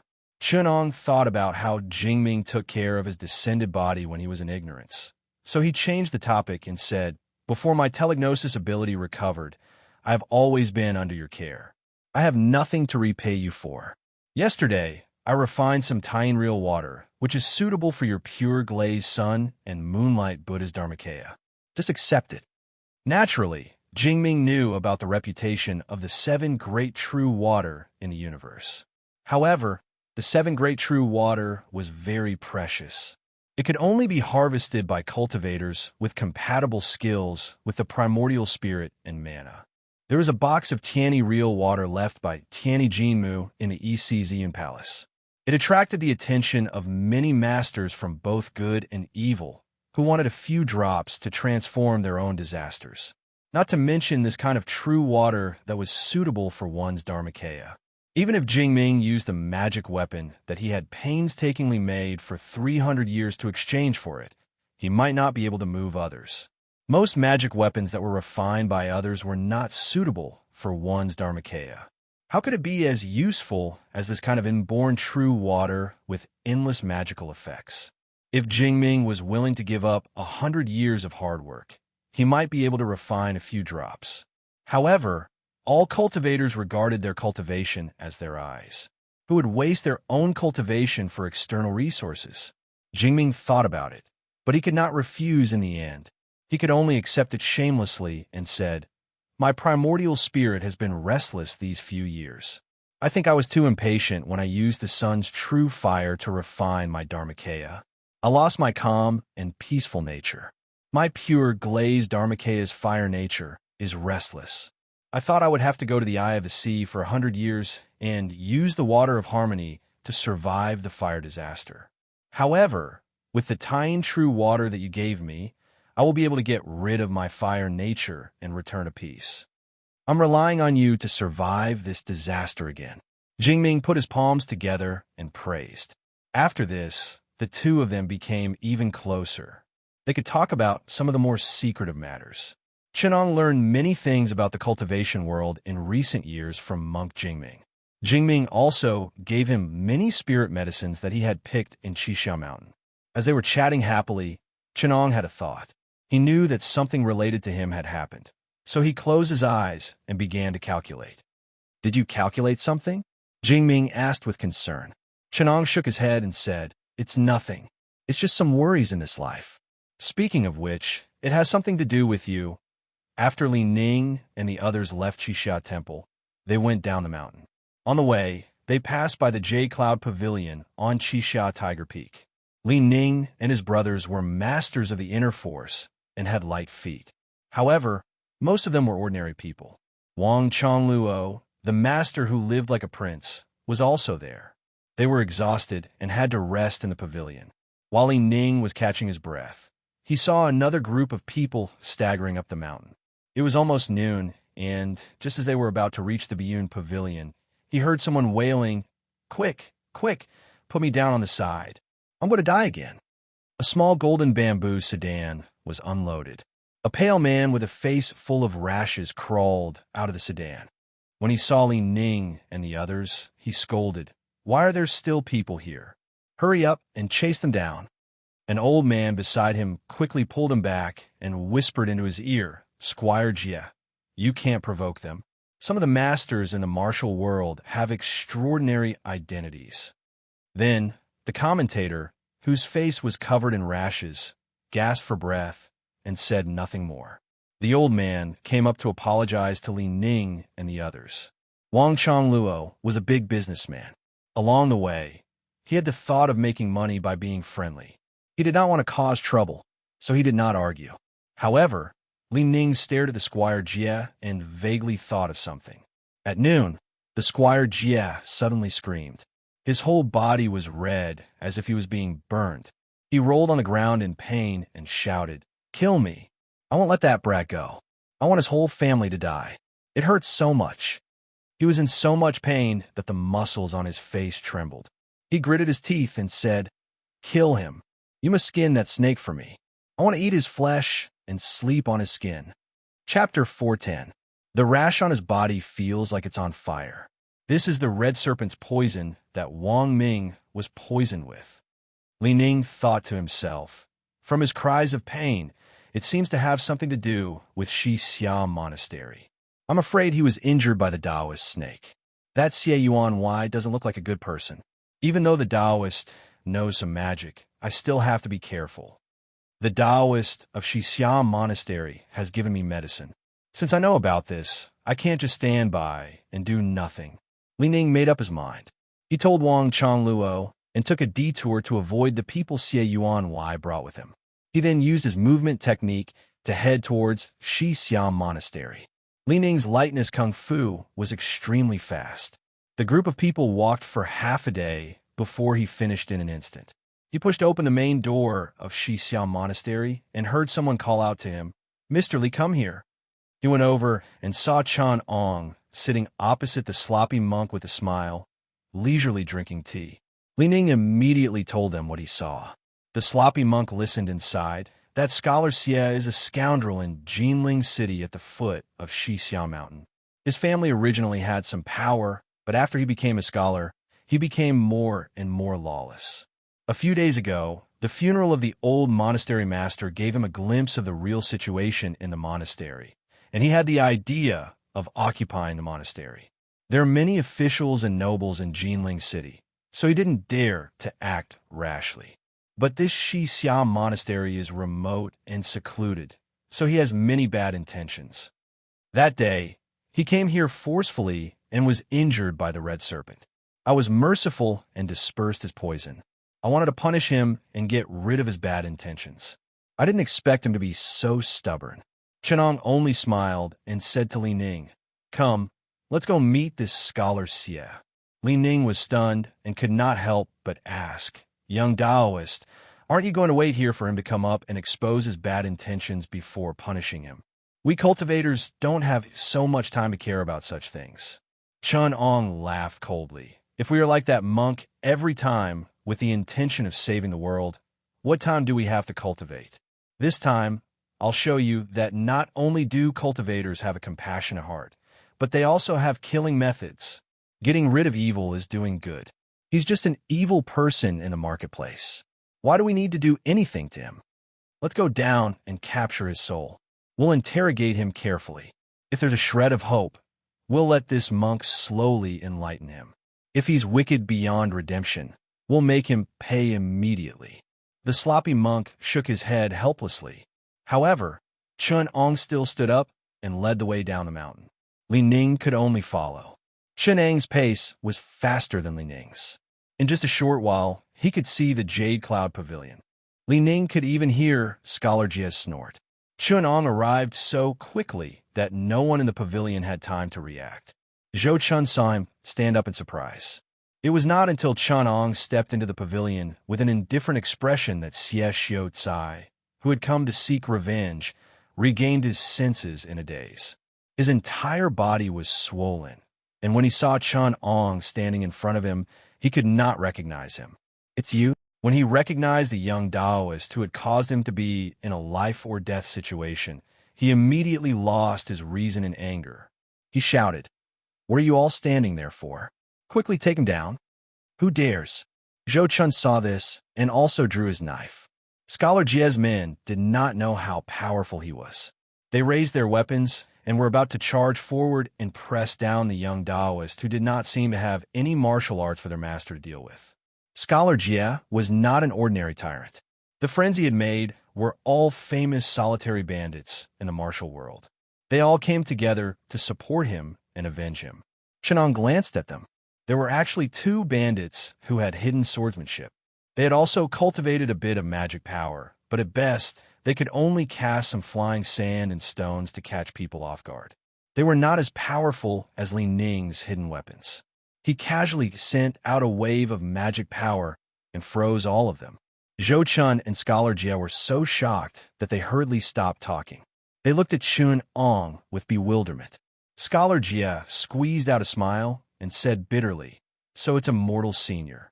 This lowly one was blind and offended a mortal senior. But this lowly one has no evil intentions. It's just a misunderstanding. He had many schemes in his mind. He just wanted to fool the awkward situation in front of him. Unexpectedly, Chun Ong did not pay attention to him. Instead, he used his transcendence energy to bind the souls of the fighters and helpers. He wrapped a black soul with his transcendence energy in front of everyone and began to interrogate them carefully. Whenever someone spoke incoherently or vaguely, he would burn them with the flame of the eternal lantern, roasting them until they screamed in pain and spilled out all the evil deeds of their ancestors for 18 generations. He interrogated them very quickly. As long as he found out that someone had kidnapped them, he would be evil to the bone. After getting the victim's name and address, he would casually wave his hand and scatter their souls before moving on to the next one. In just a short while, there were already 7 to 8 soulless bodies lying on the ground. The people watching felt a chill in their bones. Wang Changluo was so frightened that he hid in the crowd. Not daring to look at Chun Ong, Zhou Chun's eyelids twitched. He was not afraid of Chun Ong killing people like flies. If these people were in his hands, they would be finished with a single slash of his blade. But seeing Chun Ong capture and scatter their souls like they were toys, he instinctively felt uncomfortable. The last one, Scholar Jia, was trembling like a sieve. A foul stench came from his crotch. Li Ning saw it and was so frightened that he peed his pants. Scholar Jia did not wait for Chun Ong to interrogate him. He confessed all the evil deeds he had done. He kowtowed repeatedly and swore to repent sincerely. He also swore many evil oaths to the heavens, crying and shouting that he would repent and do many good deeds to make up for his mistakes. Li Ning could not bear to see him like this. He looked at Chun Ong and said, "Since he has the intention to repent, why don't we spare him this time? If he does evil again in the future, I will take his head without your help."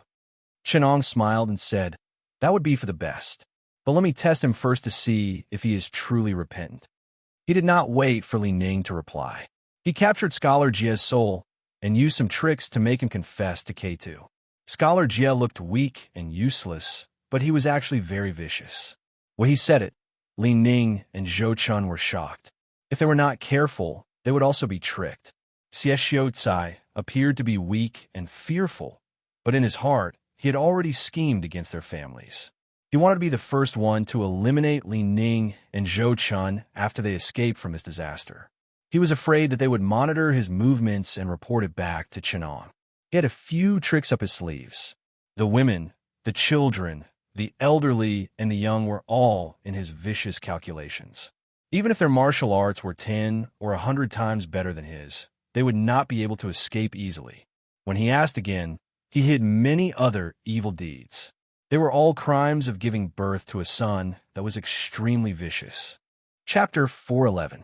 After killing Xie Xiucai, the remaining servants and helpers who did not deserve to die were all handed over by Chun Ong to Li Ning to deal with. Li Ning was able to control the severity of the punishment. He would either punish them slightly and then let them go, or he would bring them to the authorities. Chun Ong saw that he had handled the matter well and said, "I still have to thank you for informing me about this matter and helping me end this trouble. I just interrogated those people and found out that many of their victims were killed by them. Please help me take the heads of those bastards and offer them to them, so that their souls in heaven can be comforted and their families can be freed. If there are any who are struggling to make ends meet, please help me out and complete this matter." Hearing this, Li Ning replied solemnly, "I, Li Ning, am duty-bound to help you." Chun Ong sighed and said, "In the world, Buddhism is particular about karma and forgiveness, but I have always scoffed at it. Repaying evil with good. How do you repay good? If you forgive those heinous people, how can you face the victims that they killed? If you have a merciful heart, you should put the innocent victims first. I only hope that those innocent people can let go of their past suffering and start anew. He raised his head and looked at the corpses on the ground and laughed coldly. As for these people, they died a worthy death. Happy, happy. If there are any survivors who come to seek revenge, they will first have to eat my sword, and their lives will be scattered. His words were cold and deep, but it made Li Ning and the others shiver. They knew that his heart was as cold as steel. Successfully playing the role of a righteous sword immortal who hated evil, Chenong said to Li Ning, "First you told me about the matter, and then you helped me settle my funeral. Even though there were many twists and turns, you did not change your mind. In my previous life, before I entered Taoism, I was a famous martial arts master in the Northern Song dynasty. My martial arts were extraordinary, and people call me Governor Chun. Now I see that you have a good aptitude. Even though you have lost your virginity and can't cultivate, you are old and have lost your destiny to become an immortal, but you can teach me martial arts to punish evil and do good deeds. Let me ask you, are you willing to learn?" When Li Ning heard this, he knew that this was a great opportunity. Although Chun Ong looked childish and dressed like a young man, his mana was strong, and he knew that he entered Dao in the Song dynasty.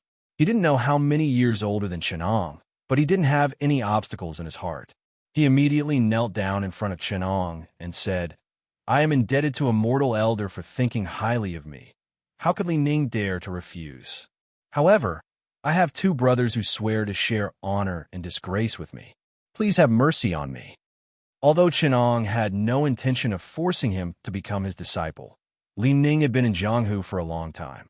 How could he not know the difference between a disciple and a fated person? How could he learn the true inheritance if he refused to acknowledge him as his master? At this time, the senior experts were very particular about sections. Many sword immortals of different sects had outstanding aptitudes and physiques, but because they had no fate with the orthodox mystic door, they had no hope of ascending. It was unknown how many lifetimes they had begged before they were accepted into the orthodox mystic door and had a chance of ascending. Many unorthodox experts with strong mana were humiliated by the younger generation of the mystic door with treasures. They cultivated hard, but there was no result. How could a wisp of their soul be freed from the 49 heavenly tribulations? If it was a young and inexperienced hero, he might think that he was fated and miss such an opportunity. However, the three heroes of Qilu were experienced. It wasn't that they had never met sword immortals and experts in their lives, but it was already amazing that they were even willing to look up to them. Who would be willing to accept them? On the other hand, Zhou Chun's daughter was taken away by an expert the moment she was born. Li Ning also had someone who calculated that he was fated to have a daughter and decided to take him as a disciple. Now that he saw such an opportunity, even though he had doubts in his heart, he immediately grasped it. If he did not grasp it, how could he not see the burning and envious eyes of the people around him? Chenong nodded and smiled. He raised his hand into the air, and the three of them could no longer kneel. He said to the three of them, "If I did not interfere, the three of you would still be master and disciple 20 years later." He pointed at Li Ning and said, "You have fate with Buddhism." He then pointed at Zhou Chun and said, "You have fate with Zhui Yun So by Gu Yi of the three deities of Eastern Sea." Finally, he looked at Yongda and sighed. "You are fated to die young. My Tao techniques cannot be inherited unless one has a pure yang body. Therefore, even if you become my disciple, you will only be able to learn some martial arts of the human world. Of course, I will not stop you from pursuing Tao and cultivating. Whether you become my disciple after reincarnation or if you're fated to join another sect is up to you. However, if you commit any crimes, don't blame me for punishing you." Chenong said to the three of them, "Think about it carefully. If you still want to be my disciple, then follow me." After he finished speaking, he ignored the others and walked up the mountain. Yongda didn't think too much. He looked back at his two sworn brothers and quickly got up to follow. Li Ning was slightly stunned, but he also followed behind. Zhou Chun hesitated the longest, but when he saw his two sworn brothers leaving, he gritted his teeth and followed behind. The three heroes of Qilu and the others may seem insignificant, but they were the key to Amei's prosperity. The three of them had lost their virginity and could not achieve much without reincarnation. However, they had two good daughters.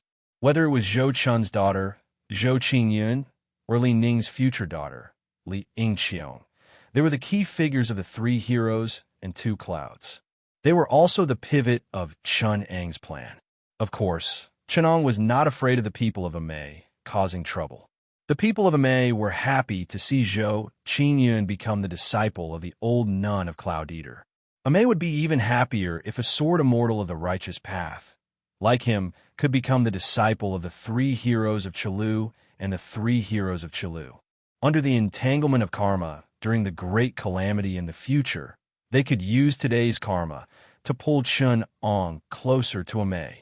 Chun Ong needed Amei to help him eradicate evil, lock onto the location of the main god's chess pieces, and follow the clues to the main god's network.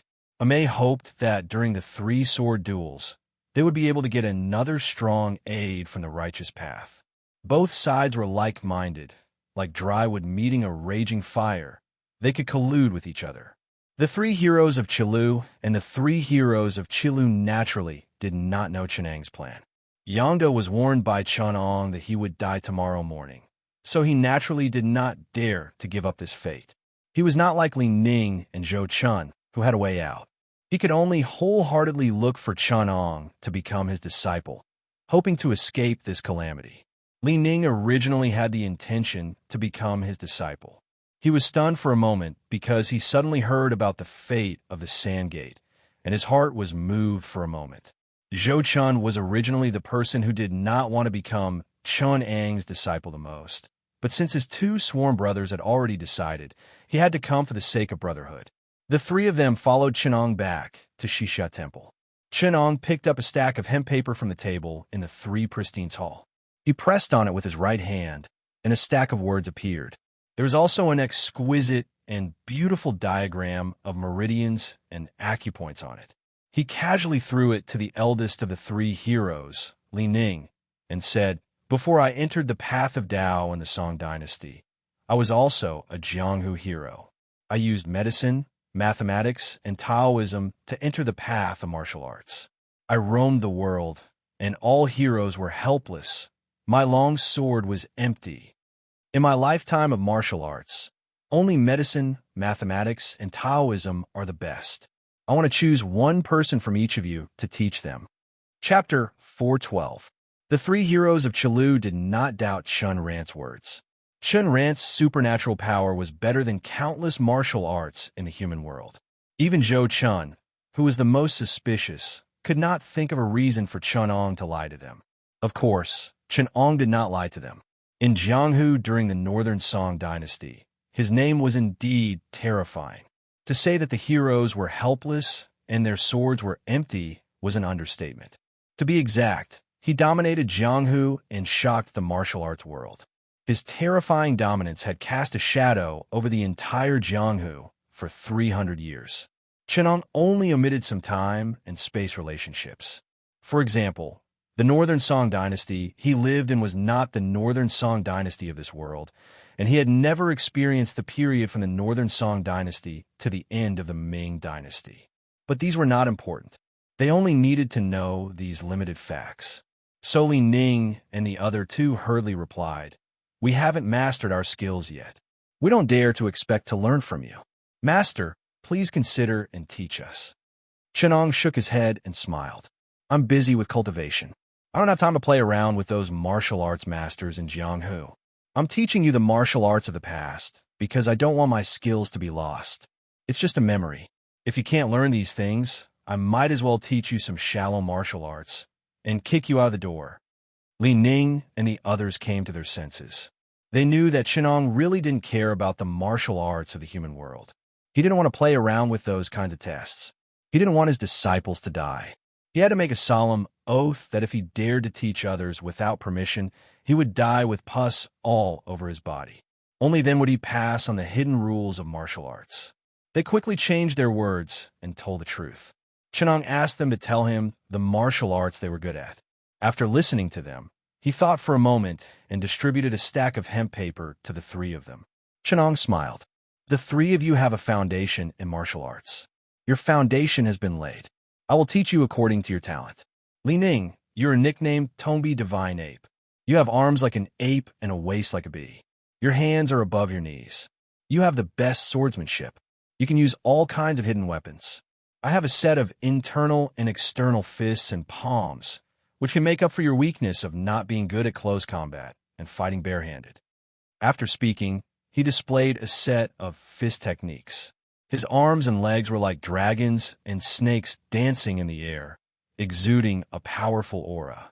Li Ning's eyesight was profound, and he could tell that this was a set of monkey-form fist techniques. It was many times more profound than his own martial arts. Each and every one of his movements contained the force of 1,000 caddies. Chenong practiced it twice and only stopped when he saw that Li Ning had memorized it. Zhou Chun and the other man wanted to turn their heads to avoid arousing suspicion, but they were also martial arts practitioners. After watching the beginning, they forgot to turn their heads and continued watching without blinking. It was only when Chun Ong stopped that they came to their senses. They immediately felt ashamed and did not dare to look at Li Ning directly. Li Ning naturally did not blame his two sworn brothers, but he was not the one who had taught them martial arts. In terms of the rules of the pugilistic world, the two of them had committed the taboo of stealing someone's master. Seriously speaking, it was only right that Chenong would kill them now. Therefore, he could only lower his head and beg for mercy on their behalf. Chenong shook his head and sighed. Why do you have to act so bashful? Since I've accepted all of you as my in-name disciples, I will naturally treat all of you equally. There's no reason for me to teach all of you separately. It's just that my martial arts are not something that can be learned by just one of you. Furthermore, your aptitudes and foundations are different. Therefore, I've divided myself into 3 parts, allowing you to inherit the complete inheritance. If you finish learning what I've taught you, you can naturally exchange pointers with each other. I'll only be happy if you can learn all of my skills. But I'll say this first. If you don't even learn your own skills properly and are only greedy and distracted, then you'll have wasted my efforts.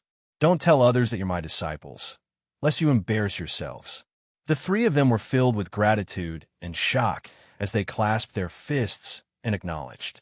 Chun Ong continued, that set of external martial arts fist technique just now is called Great Sage Chop. It's very different from the fist theories of the current Jianghu. It emphasizes on following one's heart strength and training one's muscles and bones. The last set of internal martial arts palm technique is called Great Strength Vajra Palm. It goes from the outside to the inside, and it's complemented by a set of methods to circulate and train qi. Listen to the incantation. Chun Ong explained in detail for an hour. He explained the fist theories of Shaolin Temple, the stance training of internal martial arts, and even the parts of Buddhist fist techniques that were related to the philosophy of Buddhism, as if they were his family treasures to the 3 of them. Among them, he talked about the Buddhist scriptures, the thoughts of the Zen sect, and even the natural science of astronomy and geography, as well as modern biological knowledge, such as muscles and bones. Li Ning and the other 2 were intoxicated as they listened. They admired his knowledge and ability so much that they prostrated themselves before him. Li Ning had never thought that the principles of martial arts could be so clear and complicated. What he had learned in the first half of his life, he had only scratched the surface. It was only after listening to Chun Ang's explanation that he could be considered to have entered the door. Zhou Chun and Yangda were also extremely shocked. The previous doubts in their hearts were now thrown to the back of their minds. They admired Chun Ong wholeheartedly. Only martial arts experts like them could understand the profound knowledge of martial arts behind these martial arts and Chun Ang's inconceivable accumulation of knowledge. Other swordsmen and masters of the path of immortals, even if they had flying swords, could make them respect them, but they could not compare to Chun Ong, who had conquered them in martial arts and made them admire him wholeheartedly. After Chun Ong finished teaching them the palm technique, he also taught Li Ning a hidden weapon technique, Tianluo's Cunning Way. In the end, he said, "In your hand is an internal heart technique that I carved with my supernatural powers. I have been well versed in medicine, mathematics, Buddhism, and many other kinds of knowledge in my life. After mastering martial arts, I brought forth new ideas from the old and incorporated medicine, mathematics, and Taoism into martial arts. This is the foundation martial art of medicine and martial arts.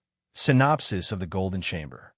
This martial art is also known as Treatise on Febrile and Miscellaneous Diseases. I borrowed the wonderful theory of Zhang Zhongjing's medical book from the Han Dynasty to create it by incorporating the meridians, yin and yang, the qi of the lungs, and many other medical principles into martial arts. The higher this martial art, the more proficient one is in medicine. Not only can it reverse the yin and yang of the human body with vital qi, causing the enemy to fall ill, but it can also use vital qi to heal the patient. This is the most wonderful use of my martial arts. Now that I'm giving it to you, I hope that you can use it to punish evil and help the people when you travel around the world, saving the suffering of the common people. Qianong said emotionally. Other than that, this also contains a wish of mine. I hope you can help me fulfill it. Li Ning said emotionally. Please say it, honored master. I will definitely obey. When I created this martial art, I also wanted to help improve my medical skills and spread it to the world so that the people of the world can learn better medical skills. It's a pity that after I entered Taoism, I was far away from the world of mortals, so it was delayed. Now that you want to travel around the world, can you help me spread the medical book behind this martial art to the world and train some doctors who can learn and understand it? Qianong asked. Li Ning's expression was solemn. He nodded respectfully and said, Disciple will not disappoint, honored master. I will help the medical skills to spread far and wide. To be continued. Chapter 413. Genius 1, second remember if you want to go. Shua Net provides you with wonderful novels to read. Qianong turned his head to Yangda and said, Your nickname is Divine Saber Yangda. You are adept at using a padao and a dart chain. I will teach you a set of Tianshan plum snapping hands and a set of Tianshan 6 yang palms. This Tianshan plum snapping hands consists of 3 paths of palm techniques and 3 paths of grappling techniques, a total of 6 paths of martial arts. Any martial arts technique in the world can be incorporated into this 6 paths snapping hands. As long as you practice diligently, your empty-handed skills will definitely not be inferior to your sworn brothers. If you diligently comprehend these 2 martial arts, it will be enough to benefit you for a lifetime. Immediately, he taught him the chant of the Tianshan plum snapping hand, which was flat and difficult to pronounce. He also taught him the breathing technique to complement the chant, which could be considered as entrusting the martial art of the Ling Jiushan to him. But when it came to bladesmanship, Qianong was a little hesitant. But in the end, he still said, I'm good at swordsmanship. Although I know some principles of bladesmanship, such as the blade of 5 tigers breaking the gate, Azura's world destroyer, and yin and yang tai chi knife, which can be considered top-notch in Jianghu, it's not as profound as the tai chi sword I gave to your eldest brother Li Ning. In the future, you will face a death tribulation. You will need to have amazing abilities to survive it. I have a saber technique that I created when I was possessed by the devil. It is quite demonic. Later on, because I reached the peak of martial arts, I abandoned it. Therefore, I don't have a name for it. I might as well call it demonic saber. I imparted the demonic saber to you in the hope that you can rely on it to survive the death tribulation. Do not be confused by the demonic nature of the saber technique. Just be cautious. Qianong imparted the essence of the demonic saber to him. Finally, he reminded him, this saber technique is very powerful and has a deep demonic nature. You will use the person to control the saber, not the saber to control the person. You must remember this. Yangda bowed and said, Yes, Yangda will not dare to forget master's words. In the end, Qianong imparted to him the divine technique of mathematical martial arts, 6 void circulations, recorded on the hemp paper. He instructed, this technique comes from the Book of Changes and is based on the path of calculation. Therefore, if you don't know mathematics, there will be many obstacles and heavenly tribulations. Only by mastering mathematics can you master it. Love go small, say, Netku finally. Only the flying crane in the cloud, Zhou Chun, was left. He was the youngest of the three heroes of Qilu, and it was purely because of his two sworn brothers that he was able to become Chun'ang's disciple. Because he was the youngest, his martial arts skills were also the worst among the three heroes. However, his lightness kung fu was the best. He used white silk to make two wing-like things and wrap them around his arms. Even if it was a 100-feet-high mountain, he could still use the wind to jump up. He saw that Chun'ang was looking at him with a strange expression.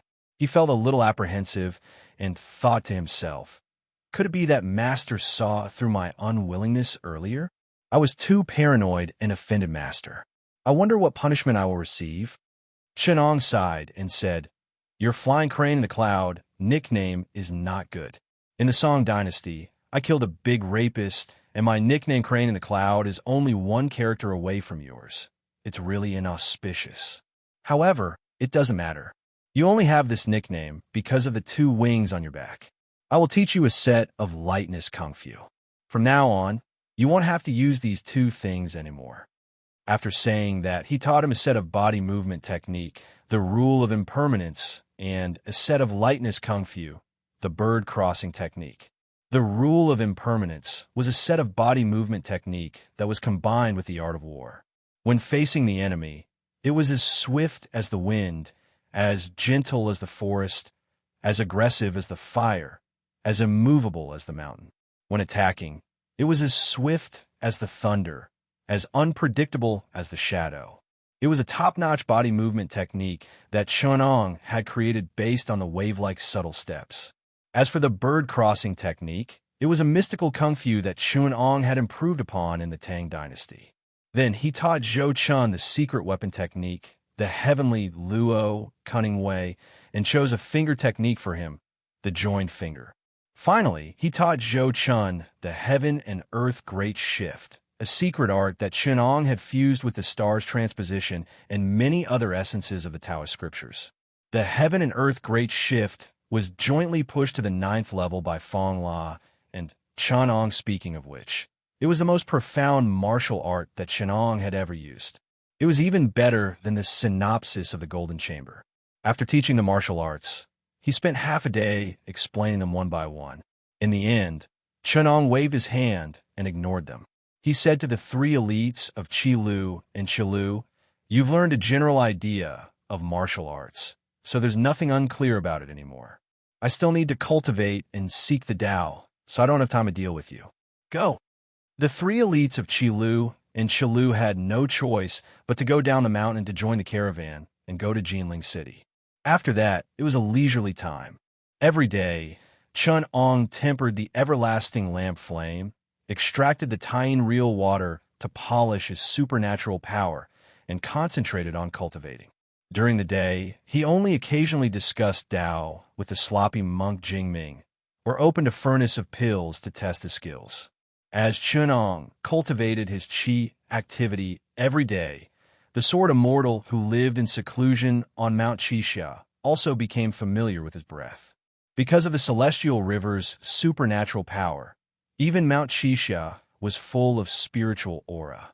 The plants flourished, the hidden vitality sprouted, the earth veins became lively, and even the qi of heaven and earth became lively. All the cultivators on the mountain took advantage of such a good time to cultivate day and night, so as not to cause any trouble. For some reason, Taoist Meng, who raised the cranes, never came to cause trouble for Chun'ang occasionally. Chun'ang did some divination, but it was always a difficult divination, indicating that Taoist Meng had something to do and was unable to come out to cause trouble.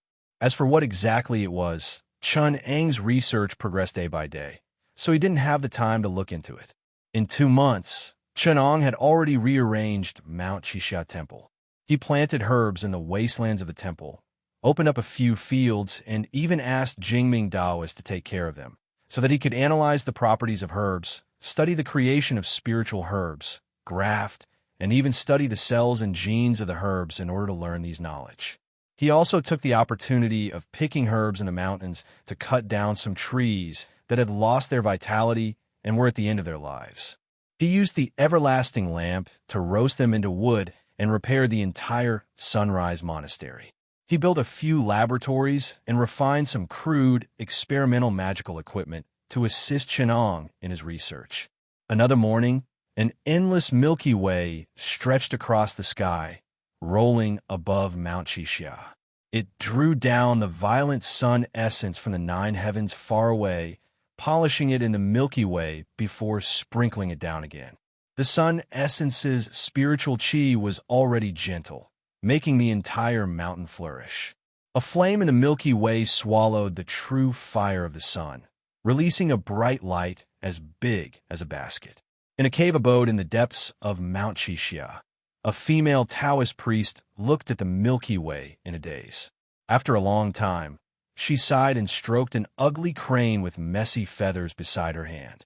When the crane saw her like this, it couldn't help but use its iron beak to gently pick at the corner of her clothes, crying out pitifully, its two spiritual eyes filled with tears.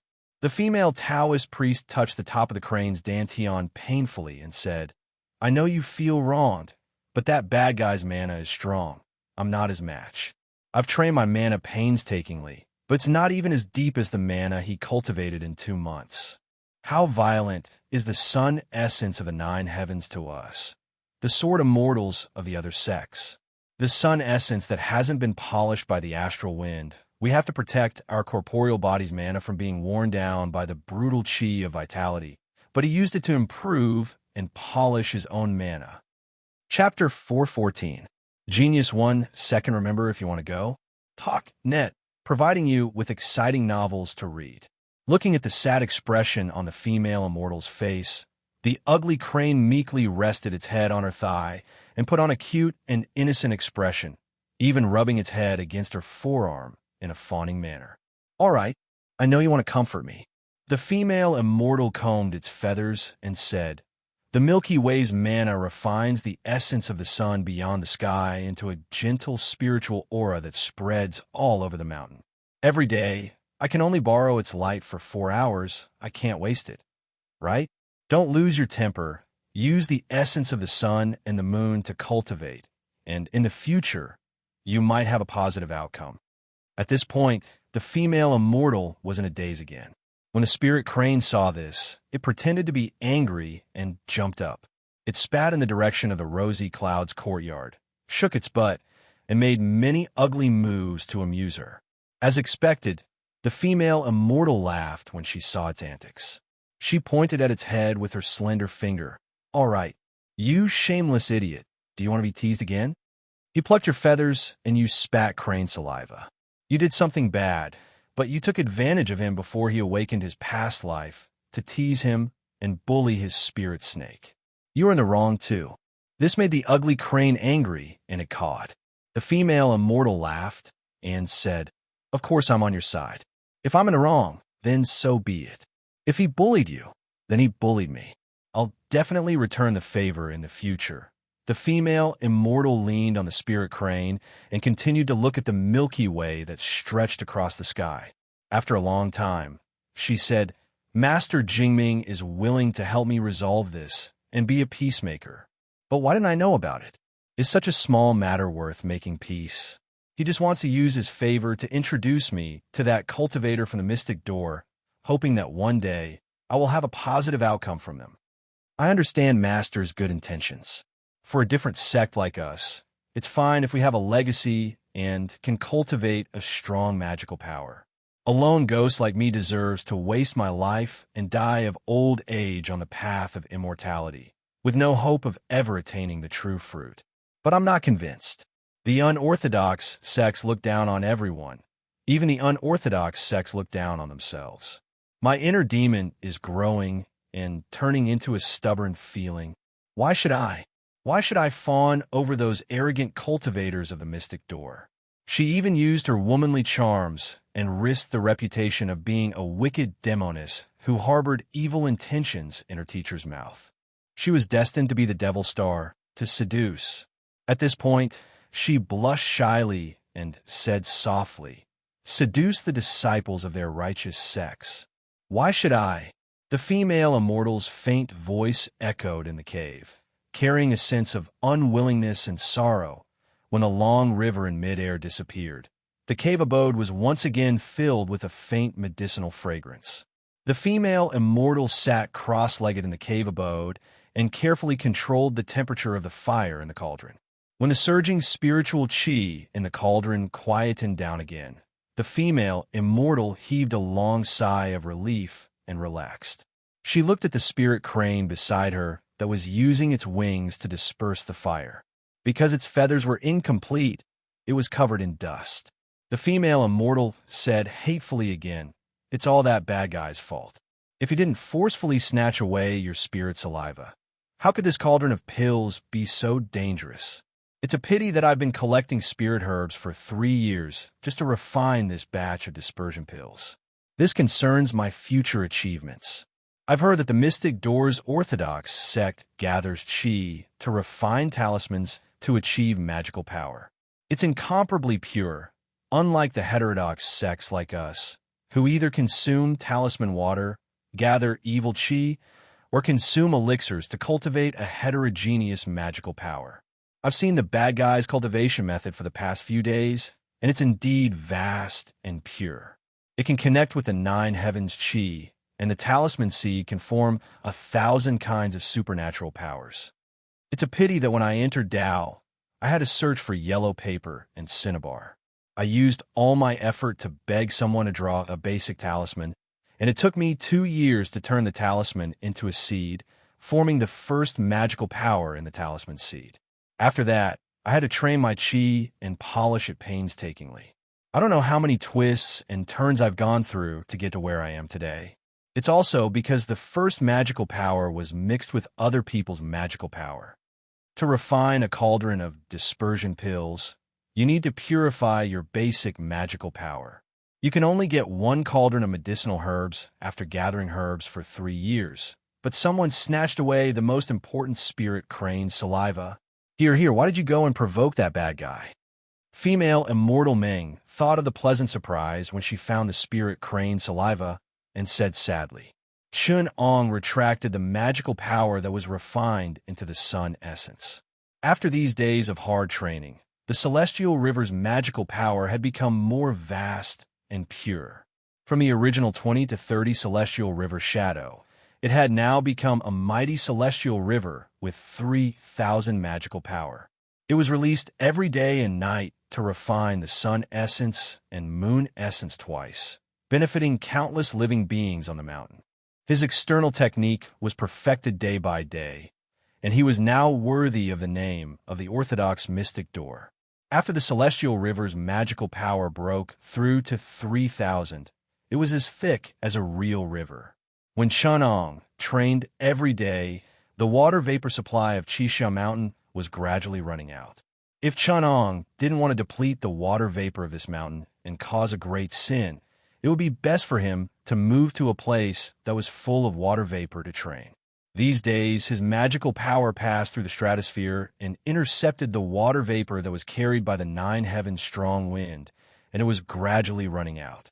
There were 2 paths that the celestial river's magical power could take. One was the water primordial celestial river, which was characterized by its rich magical power that was endless like the celestial river. The other path was to purify the 7 great true water and refine it into the celestial river. It would transform the 3,000 Gui water celestial river's magical power into Tien true water, Tianyi true water, first Yuan heavy water, Xianming true water, and celestial river's weak water. It had endless uses, and it could be turned into a source of life to nourish the primordial spirit. Of course, it would be best to take both paths. One was to take in too much water vapor, and other than the 4 ocean eyes, there was no other place that could provide so much water vapor until his magical power was complete. The other path would take a long time. It would be best to travel around the great rivers, go to the moon to extract Tien true water, North Pole to extract Xianming true water, deep in the ocean to extract Tianyi true water, and extract celestial river's weak water from the spiritual celestial realm and the human world's strong wind layer. Otherwise, it would take thousands of years of hard work. No matter which path he took, it was impossible for Chun Ong to stay on Qixia Mountain anymore. However, he had not encountered a bottleneck in his experiment, and he did not feel that he was going to break through any magical power. Therefore, he was still anxiously experimenting on the mountain. After Chenong sorted out the progress of today's research, he saw the sloppy monk, Jingming, walking towards him. With a pinch of his fingers, he knew the reason for his visit. He smiled and said, "Jingming, why do you have to do this? If you want to save her, you can do it yourself. Why do you have to drag me along?" Jingming smiled bitterly and said, "That child is stubborn and lost her temperament for a moment. I've been friends with her for decades, and it's not good for me to see her destroy her cauldron and pill. I don't know how many years I've wasted. I'm a follower of Buddhism, and my method is incompatible with hers. I still need fellow Taoist Qing's help to save her from this calamity. Monk, you gonna owe me karma." Chenong sighed and said, "Bodhisattva fears karma, and mortals fear karma. Monk, something that even Bodhisattva fears, yet you're rushing up." Jingming put his palms together and said, "I know that the cause of making friends is not evil. Good karma and good karma. Even a monk can do it." Chenong only shook his head. Suddenly, he raised his head in surprise to look at the sky not far from Chisha Monastery. When he heard the crane chime beside his ear, Jingming revealed a smile and said, "Fellow Taoist previously said that the karma has not arrived. Now, the karma has already dared to come up." Chapter 415. Genius 1, second remember if you want to go. Talk about the internet, providing you with exciting novels to read. Chenong might be talking about the cause and effect, but he did not really care about these things. He was just too lazy to care about them. Other than the cause and effect caused by a spirit crane, he and Taoist Ming did not have much interaction. If the spirit crane was in trouble, he might have a reason to help. However, Taoist Ming was courting death, so why should he care about it? He did not expect the spirit crane to know that it needed to repay its kindness and came to disturb him. Since Jingming was here, he could not ignore it. The white crane folded its wings and landed in front of Chenong. It lowered its head and folded its wings. Even the bright red crown on its head became dimmer. A few drops of tears the size of broad beans flowed out of its eyes as it wailed. Its feathers had not grown yet, so it went to Chenong to please him. It used its beak to gently pick up the corner of Chun Eng's clothes and carefully pulled it a few times. It relied on the fact that it was a beast, so no one would care about it. It tried to please Chenong in every way possible and refused to let him go. Jingming, who was standing at the side, said in support, "This spirit crane also knows how to repay its master's kindness by coming here to beg for mercy. Since it has already admitted defeat, don't be calculative about how it bullied your red drill snake." "Of course I won't be calculative with it," Chenong sneered, "but monk, you have to know that if I intervene this time, someone will definitely die." Taoist Ming's spiritual sense was clouded due to the impending doom. That's why he did such a stupid thing. If I intervene, someone will definitely die. The karma will be huge in the future, and you won't be able to escape from it. Monk, although Fairy Ming has entered the unorthodox sect, she has never committed any evil deeds. On the contrary, she has many good deeds. It's better for me to save her than to let the two evil creatures on the mountain benefit, Jingming said with a smile. When Chenong heard what he said, he activated his Xianqi and started to calculate the karma of Fairy Ming's tribulation. It was her own stupidity. She just had to use spiritual medicine to refine pills to break through her bottleneck. She did not know that the bottleneck of mixed mana was a karma tribulation during cultivation. It was a punishment for her greed for taking shortcuts when she entered Tao. She used someone else's hands to build her foundation. This tribulation could only be overcome with 10 times the amount of hard work. However, she became infatuated and thought that she could overcome this tribulation by refining the dispersion pill. They thought that the painstaking work of gathering medicinal herbs and asking for the prescription of elixirs during alchemy could make up for the negligence and laziness of entering the path of Tao. However, they were just rogue cultivators who did not have an inheritance. How could they know that the spirit medicine she used was the essence of nature, the spirit of all living things? It was the spirit bestowed upon them by heaven and earth, the fate bestowed upon all living things. If they were to be cut off by her, They would only be filled with a murderous aura and would never be able to make up for the slightest bit of hard cultivation. Just look at the cultivators of Amei and Qingxing sects. Which of them would dare to indiscriminately pluck spirit herbs to improve their own cultivation? It was a spirit nurtured by the heavens and the earth, and killing and injuring others would be taboo by the heavens and the earth. Apart from obtaining it through luck and karma, who would dare to plunder it indiscriminately? Only the spirit herbs cultivated by their own cultivators did not have such karma and could be used to refine elixirs. Or the spiritual fields cultivated by cultivators like Xiankong Island could be harvested by others. The square inch was the source of living water and endless supply. In other words, it was scientific development and sustainable development. There was a limit to the opportunities of heaven and earth that cultivators strive for. Due to the lack of luck, lack of external cultivation, and shallow karma, the doom would definitely come early.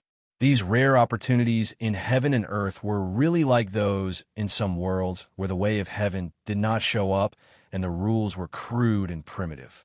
Spiritual medicines and heaven materials could be harvested indiscriminately, and the geographical location and the world's spiritual chi resources would be exhausted, making the cultivation environment worse with each generation. That female deity Ming did not have the right intention when she was going through the trial. She forced herself to pluck spirit herbs that were not fated to be with her. She had already sowed the seeds of death and forced her own internal tribulation to turn into an external tribulation, which was 10 times scarier. Moreover, she had even started to refine pills in order to seek for creation. She had also triggered the pill trial, which was combined with her own internal tribulation, the external tribulation of spirit herbs, and the tribulation of the completion of the pill. She was afraid that a wisp of her fragrant soul would be in danger of reincarnation. If she did not have a good friend and fellow Taoist like Jingming to save her, she would be ignorant for the rest of her life, and it would be difficult for her to have the fate to cultivate again. Chenong calculated her doom and thought about how to overcome it. The simplest way was to kill all the heretical cultivators who interfered with her external tribulation, then help her to refine the pill and overcome the difficulty of her cultivation. However, that would be going against the heavenly Tao. Not only would he have to waste a lot of external cultivation, he would also be tainted with the karma of the heretical cultivators. In the future, when the tribulation came, there would be a few more friends of the heretical cultivators coming to find her. The most common method used by the seniors of the righteous path should be to first give her a few magic treasures to help her overcome the difficulties and then stay out of it.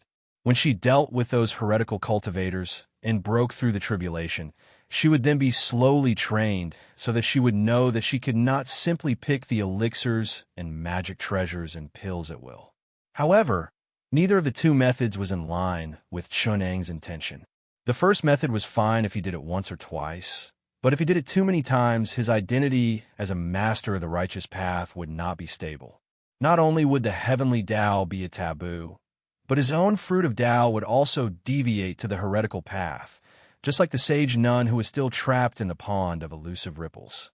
Although the second method was impartial and could wait for the exhausted to be exhausted, he could still earn some external cultivation.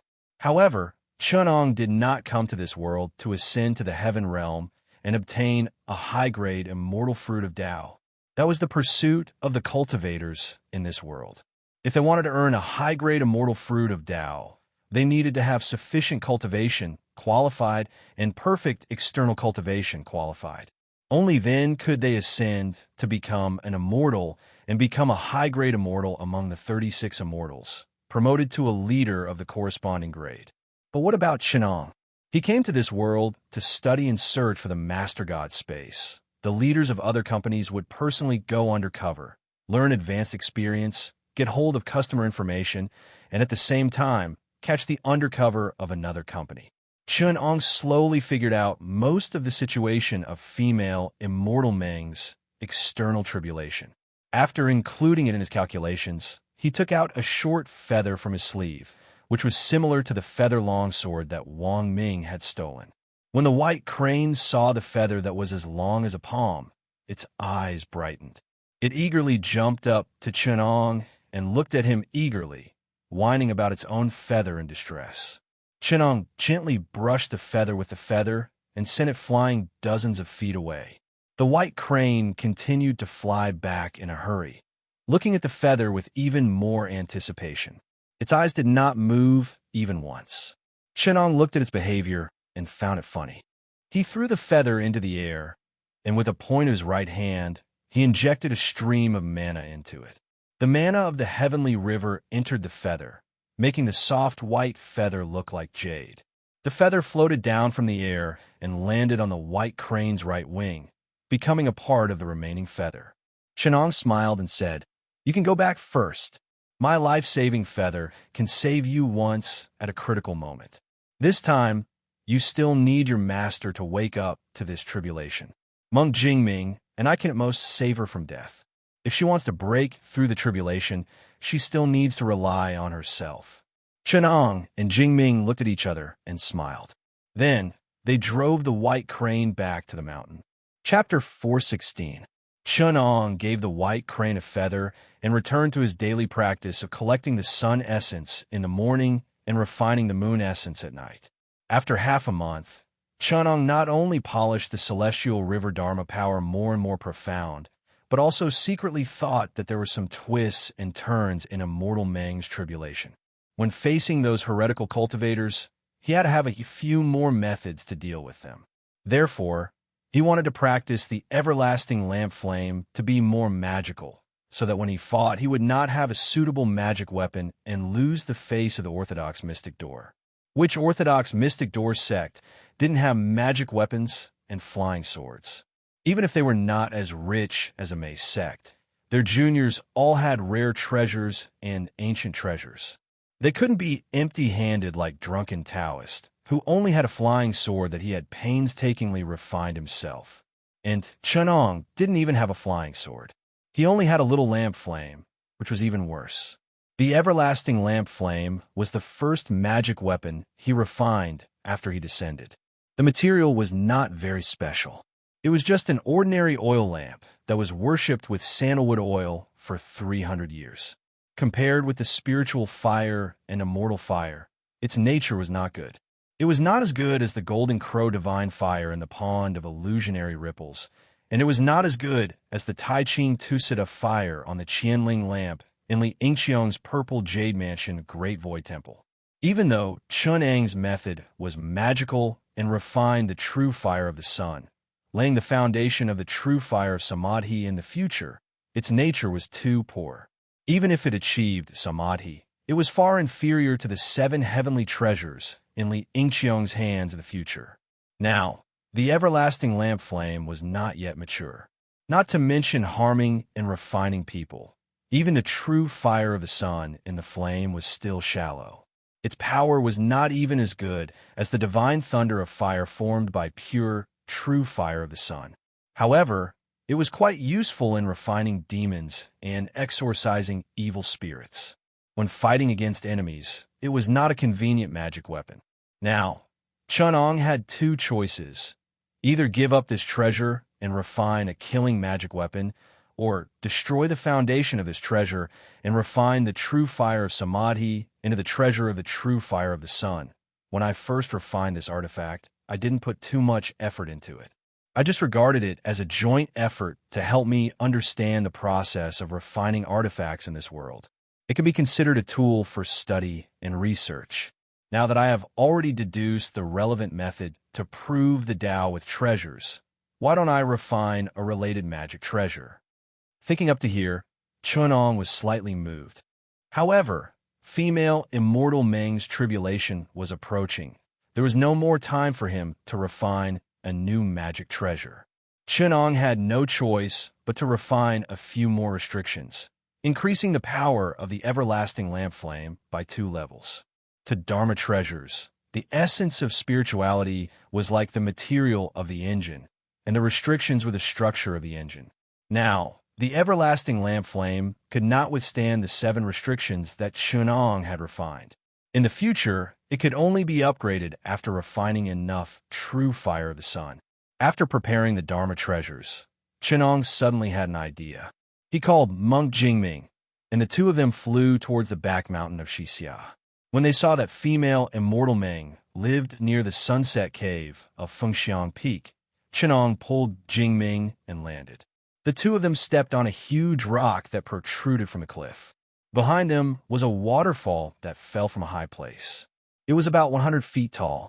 Chenong waved his hand and released a heavenly river dharma power to fuse with the waterfall. Then he raised his hand and separated the waterfall, revealing a dry stone platform inside. Chenong and Jingming looked at each other and smiled. When they saw two grayish-green rays of light coming from afar, they hid behind the waterfall. They were two cultivators who did not look like good people. One of them had red and long eyebrows, and the other was bald. He only had a circle of long hair around his head, but there was nothing in the middle of his head. To put it nicely, they looked strange, but when it was used on these two people, it could only be said that they had strange shapes and were born deformed. They had to thank their parents for not dying as monkeys when they were born. The bald one suddenly said, "Lu Tang, did you find out that little Miss Ming really doesn't have any good friends to save her?" The one with red eyebrows, who was replaced by Lu Tang, smiled strangely and nodded. "It's also because she's fated to have me. I found out that she was asking for the recipe of the dispersion pill. I've been paying attention to her every day for the past few months. She started to open the furnace 3 months ago, and today happens to be the day that the pill is formed. She worked hard for 3 months and consumed a lot of her dharma power. Today, her spirit is already exhausted. We should get both the person and the pill. Good brother, you've made the most contribution. I'll give you little Miss Ming's first reward, and I'll just eat some soup." The bald one laughed strangely.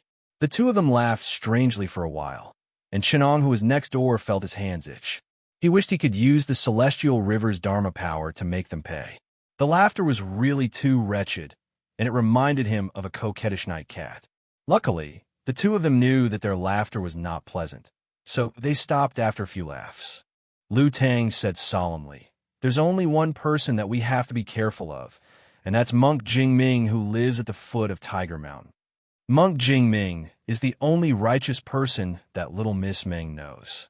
If he interferes, we have to think of a way to delay him until he can't help us." Monk Jingming's voice came into Chenong's ears. The two of them are famous demons nearby. They're also known as the mountain-absorbing ghosts. One of them is the red-browed ghost Lu Tang, and the other is the bald ghost Nalan. They usually do many evil things, and I've long wanted to get rid of them. However, their doom is near, and it's not good to do anything about it. If we let them escape, I'm afraid we'll have to kill more people. With Fairy Ming's dharma power, she was not afraid of the two demons, and they did not dare to provoke her on normal days. However, she was blinded by greed and made the dispersion pill. After 3 months of hard work, she was already exhausted and was no match for the two of them. Moreover, her doom was near, and the most important spiritual vigor of a cultivator could not be triggered. She did not know that she was in the midst of a doom, and the situation had already worsened to the most dangerous point. If her good friend Jingming did not save her, she might not be able to escape from the doom. When a cultivator faced a doom, the first thing that would happen would be to confuse their own destiny, and they would not be able to predict their own destiny. On the other hand, the enemy's external doom would be able to predict their own destiny. The heavenly Tao was not on one side, and it was very inconvenient. Even if one's dharma power was higher, one would still die from the doom. This time, the mountain-absorbing ghost dharma power was not higher than Fairy Ming's, but they could predict the day of her forming the pill. The bald ghost said, "I know that Jingming too. It's not difficult to lure him away. There are 2 Taoists in the temple, one old and one young. I'll go and capture them and lure him to save them. He's a guest in the temple, so it's not good for him to not save them. If he dares to not save them, I'll kill the young Taoist, and then he'll have to rush over. You take the opportunity to control little Miss Ming." Chenong did not expect that they would plot against K2, and he was angry and amused at the same time. Jingming, who was beside him, gasped and tried hard to hold back his laughter. Half of it was because he was shocked by their viciousness, and the other half was because he was teasing Chunong. Chapter 417. Jing Ming, the monk, had planned to get rid of these two ghosts for many years. He was very familiar with their background, not to mention their cultivation base and magic power. He even knew how many items they had in their family. He explained to Chun-Ong, the cultivation base of these two ghosts is similar. They are both Yin spirits who have not gotten rid of their physical orifices. They also have unorthodox magic power, which is far from the orthodox Taoism. However, the red-browed ghost, Lu Tonglian, has a rather vicious magic weapon. You have to be careful. The methods of cultivation of Taoism were complicated. Other than the orthodox mystic door, most of the unorthodox practitioners accidentally obtained the inheritance of their predecessors. They then deceived others to learn something to supplement their own inheritance. There were also some witches and sorcerers who were in between human methods and unorthodox spells. It was extremely difficult to sort out the system. If the cultivation levels of the orthodox mystic door were divided into three categories. There were Qi cultivation, Yin spirit, and Yang spirit. This was probably because most of the cultivators started with Qi cultivation and then went through a tribulation when they got out of their body. If their thoughts were not destroyed by the Yin wind and Yin Qi, they would not be afraid of Yin Qi and would not be able to condense well. They could be called Yin spirit. The Yin spirit was purified by pure Yang. After losing a bit of pure Yin, it could travel around and drive things. If one went through a tribulation, his primordial spirit would leave his body or condense into a baby that had substance or gather and disperse at will. He would no longer need his own body orifices. There are also many ways for individual immortals. For example, the blissful Jingshu child. His primordial spirit roamed the universe with the body of child. His mana was close to that of a celestial being. His mana was far stronger than others.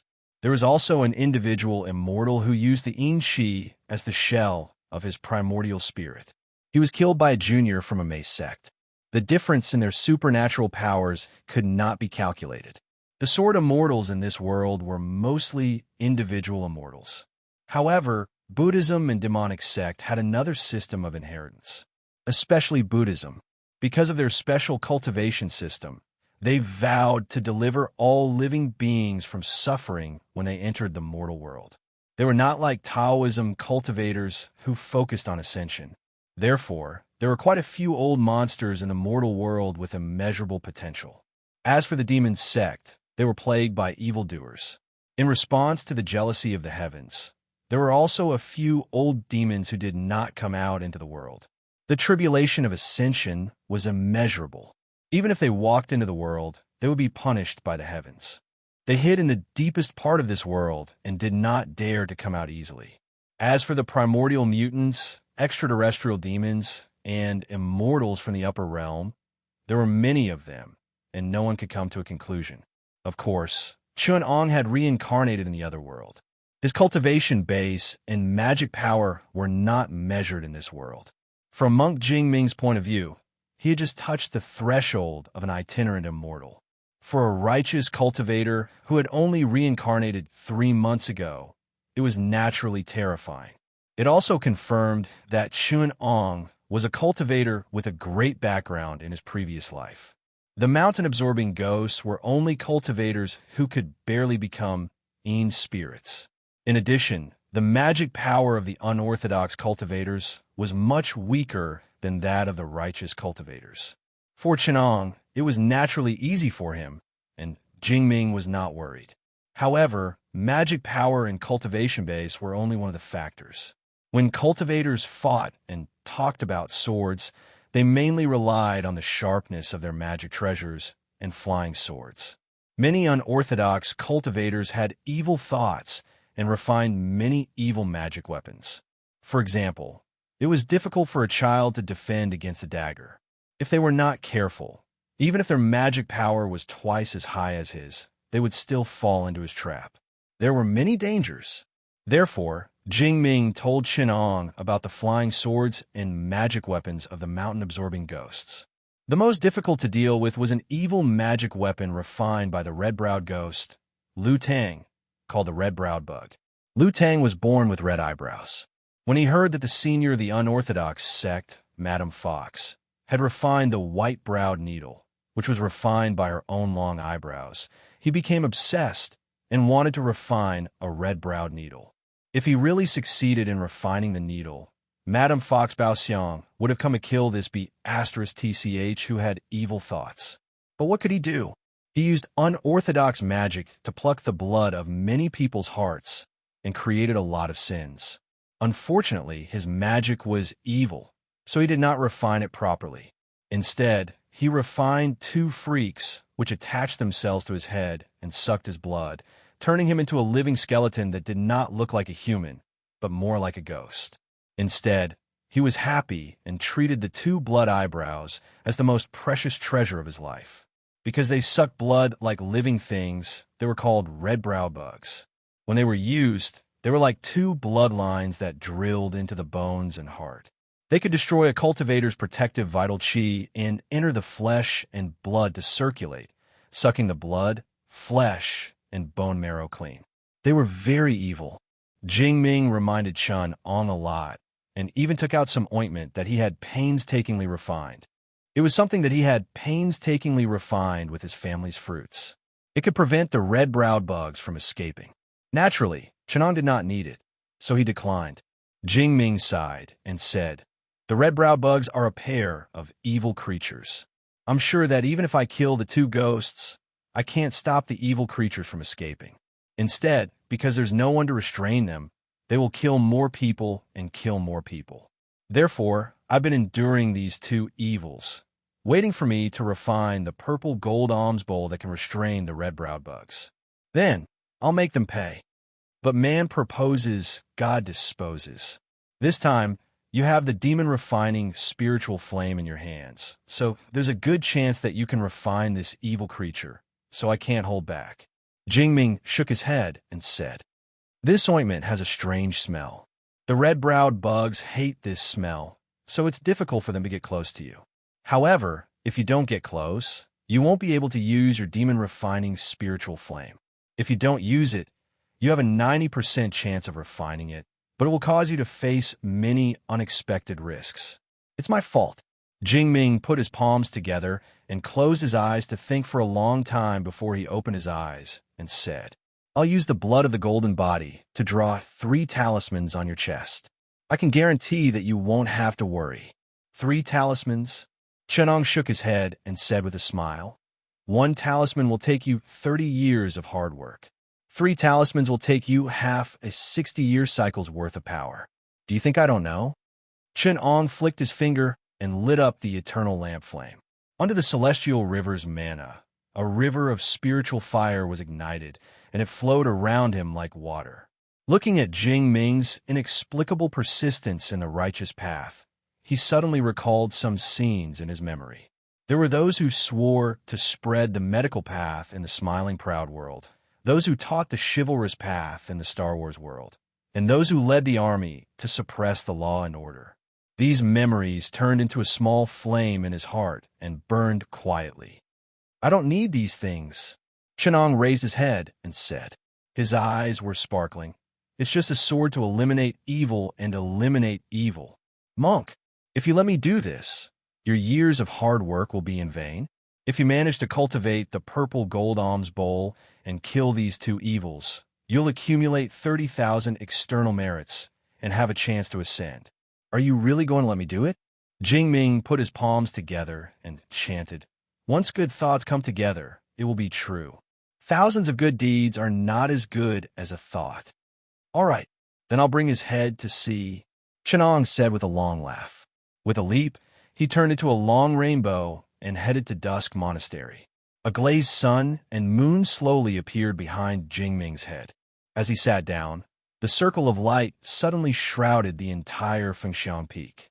From the foot of the mountain to the sunset cave, where Fairy Ming lived in seclusion, Buddha's light shone brightly. In this way, no matter what demons came to attack, Jingming could protect Fairy Ming with just a thought. Chapter 418. Chenang's conveyance light was extremely fast. In a flash, He had already stepped on the bluestone slabs of Shi Xia Temple's backyard. Red-browed ghost Lu Tang was looking for him everywhere. A black cloud wrapped around him and stirred up the front yard. Because the important places were all sealed by Chun Ang's mana, he attacked from outside the restriction. He rubbed his hands and shot out many balls of poisonous fire, burning and wearing them down. He didn't see Chun Ang's conveyance light, but when Chenong landed and came out of the backyard, he noticed something. "Let me ask you, are you seeking death?" Chenong sneered. Red-browed ghost Lu Tang saw him appear and was overjoyed. "I was looking for you, but I didn't expect you to walk right into my trap." Then he heard Chenong shout and laugh. "Young man, you're so arrogant. I don't know how much that monk Jingming taught you, but you dare to show off in front of me." He was afraid that the flying sword would hurt Chenang's life, so he couldn't threaten Jingming. Therefore, he mixed his mana together and turned it into a big greenish-gray hand. Pressing down on Chun Ong stretched out his hand and pointed, and a Milky Way appeared. The mana of the Milky Way was powerful and heavy. Shenran didn't need to use many magical effects. It rushed down and easily broke through red-browed ghost mana hand and protective true chi. If one's body was hit by the Milky Way manifested by mana, it wouldn't be much lighter than the impact of the Nine Heavens waterfall.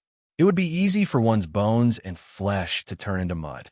If red-browed ghost didn't sacrifice his mana to create a protective talisman, he would probably be dead. However, after his mana hand was destroyed, it automatically recovered to protect his body, barely saving his life. He escaped along the impact of the Milky Way. Although he was slightly injured, he managed to escape from the Milky Way's mana. After this, he no longer dared to look down on Chenong.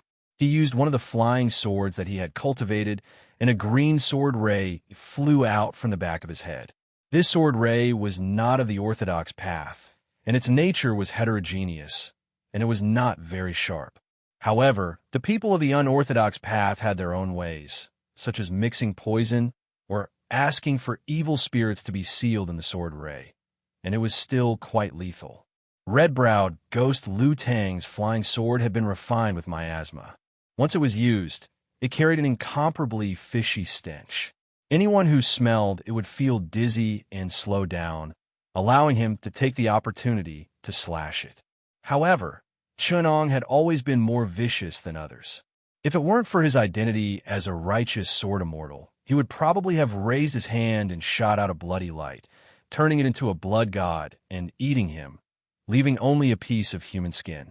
Red-browed ghost thought that he was safe, so he held a handful of poisonous sand and waited at the side.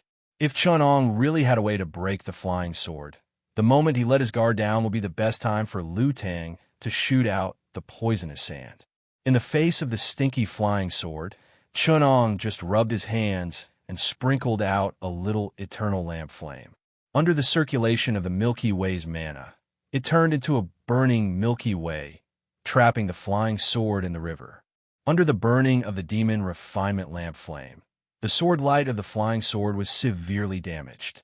The stinky miasma on the surface was burned clean, and the sword light was charred black and fell to the ground. Lu Tang's flying sword spirituality was severely damaged.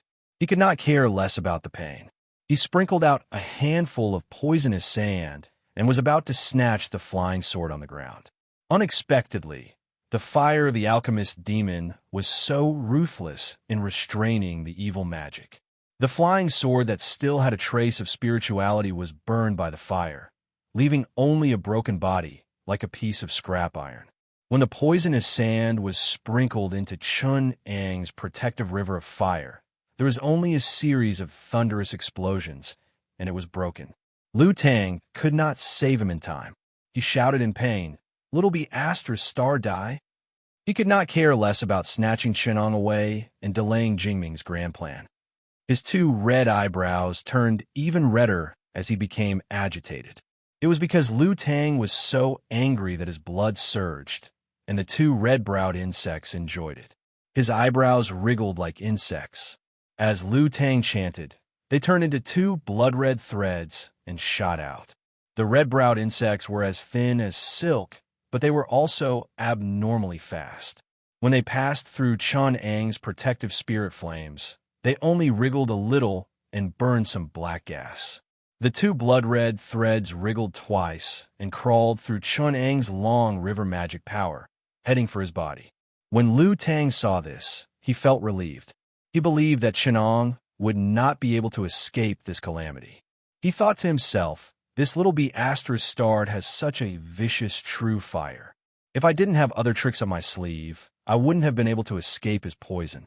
However, since he allowed the red-browed insects to break his protective spell, he won't be able to escape the pain of the red-browed insects drilling into his heart. The red-browed insects are wrapped in a filthy blood-red light that can lock onto his spirit. When the time comes, I'll make him suffer the pain of having his heart and bones corroded for 7 days. I'll make him die a horrible death to vent the hatred in my heart. Just as he was gnashing his teeth, Chun Ong laughed happily and said, I've finally lured it out. With a swing of his hand, he released the heavenly river magic power that had been refined with the true water. The red-browed insects were enveloped by this extremely cold magic power and froze in midair. He casually pointed at the long river outside him, and the burning celestial river turned into a huge hand, grabbing onto Lu Tang in an instant. With a burst of spiritual fire, the impure magic power and the various sinister things on his body melted away. If I didn't want you to taste the pain of the red-browed insects, why would I put up with you for so long? Chunong said with a smile. Lu Tang was so scared that his extremely ugly face shrunk into a ball. Before he could beg for mercy, Chunong shot 2 red-browed insects into his heart. The only reason Chunong had been entangled with him for so long was to study the red-browed insects. Capturing him would be a good material. He had no other use, so why would he keep him? The red-browed insects drilled back into Lu Tang's body. Initially, he was overjoyed, thinking that he could escape from Chun Ang's hands with the help of the red-browed insects. Unexpectedly, the red-browed insects entered his heart and were stimulated by the hot blood. They woke up from the stiffness and became so ferocious that even he couldn't control them. They tore at his heart meridians and drilled into his bones. Lu Tang's face shrunk into a ball the size of a fist, and he gritted his teeth in pain. He wanted to howl, but his mouth was sealed by Chunong. He rolled on the ground for the time it took for a few incense sticks to burn. His body, which was originally as big as an old ape, shrunk to the size of a child. The rest of his flesh and blood were eaten by the red-browed insects, and the pain was unparalleled. Lu Tang finally learned the bitter consequences of letting people bite him. In the end, when the insects drilled into his head and sucked out his brain juice, he revealed a smile of relief. In the end, the 2 red-browed insects ate up Lu Tang's flesh and blood and drilled out of his head. The 2 insects, which were originally the size of eyebrows, were now as thick as a child's arm. On their heads, without eyebrows and eyes, 2 human faces grew out. They twisted into a ball and squeaked. Chunong identified them carefully, and the faces kept changing. From unfamiliar faces in pain, they changed one by one. Chunong guessed that these might be people who had been released by the insects by Lu Tang. The last one that appeared was indeed Lu Tang's face. His face was the clearest, and it was fixed on the bodies of the 2 red-browed insects. So it's 2 demons. Chunong shook his head and said, even if that red-browed ghost Lu Tang didn't die in my hands, he couldn't escape from you 2 evil creatures. He thought that you were insects raised by his eyebrows, but he didn't expect that you 2 demons had sneaked in. When you are mature, you will be the first to eat up the owner who fed you with essence and blood. You really brought this upon yourself. Chun Ong shook his head and waved his hand to burn the 2 demons to death with the eternal lamp flame. Chapter 419. As soon as the red-browed ghost died, nothing was left except for his withered corpse. His unorthodox flying sword was refined by Chun Ong into molten iron. The 2 red-browed bugs, which were transformed from devils, were also refined to death. Only a handful of poisonous sand was left, but Chunong did not care about it all. He was going to meld it with his corpse. In the end, only a bag of treasures was left, which was still somewhat valuable. The red-browed ghost was an unorthodox magic power, and the bag he refined was not big. It contained some gold and silver, as well as a cultivation method to supplement his family's cultivation. It seemed that most of the family's wealth was still left in their secluded cave abode. Chen-ong pinched his fingers and calculated. Jingming was not finished yet. Besides, ever since Chen-ong and Jingming calculated, the doom of the mountain-absorbing twin ghosts had been triggered in advance. Now that the red-browed ghost was dead, the bald ghost could not notice anything with the cover of the Heavens design. Chen-ong took out the cultivation method and slowly read it in his hand. This was the unique mental cultivation method of an unorthodox loose immortal. It could be considered as having some skill, but it was incomplete. It seemed that Lu Tang did not obtain the second volume of this mental cultivation method, so he could only use the bits and pieces of other cultivation methods that he collected to fill in the gaps, turning a good unorthodox miscellaneous cultivation method into a body of evil mana. Judging from this mental cultivation method, this unorthodox master seemed to have a careless personality. Naturally, the cultivation method passed down by this kind of rogue cultivator senior would not be as orderly as the inheritance of the famous sects and sections. Instead, it would be more like personal cultivation notes, filled with the author's personal feelings, and even essays. The senior who had left the inheritance was even worse. He had mixed a large number of obscure and vague sentences and expressions into his cultivation method. It seemed that even his ability to express himself was problematic. He had even used the dialect of his hometown, and the words mixed with the local dialect took up a large portion of the space. The most troublesome thing was that this was a secret book handed down from the Tang dynasty. Many of the expressions contained ancient meanings. In addition, there was only half of the inheritance. Chen-ong could imagine Lu Tang's despair and madness when he read this book for a while. The intelligence of cultivators was not low. Even if a pig reached the itinerant immortal realm, it would still be a pig with cultivation. However, intelligence had nothing to do with the ability to express himself. A secret book written by a highly intelligent old Qin cultivator from Guangzhou in the dialect of the Tang dynasty was indeed no different from a heavenly book in the eyes of a Sichuan cultivator from the late Ming dynasty. This is a tragedy caused by the language barrier. Chen-ong looked at Lu Tang's annotation on the mental cultivation method. The confusion between the lines, a large number of fallacies and misunderstandings, together with the argot of the Taoist priests of the Tang dynasty and the evolution of the characters and meanings in the historical process, all showed that this once naive cultivator had been hurt when he was trying to decipher this cultivation note. For a person like Chen-ong, who had 18 degrees in humanities, was proficient in ancient Chinese culture and the secret inheritance of Taoism, and had an amazing IQ, this kind of thing was naturally straightforward and easy to understand. He could even use his extraordinary knowledge to complete the second half of the secret script that was lost at the end. The mystery in mystery would only be greater than the original text. However, to the unorthodox sects that did not have any inheritance, this was an insurmountable moat. It seems that it is very difficult for a cultivator without inheritance in any world.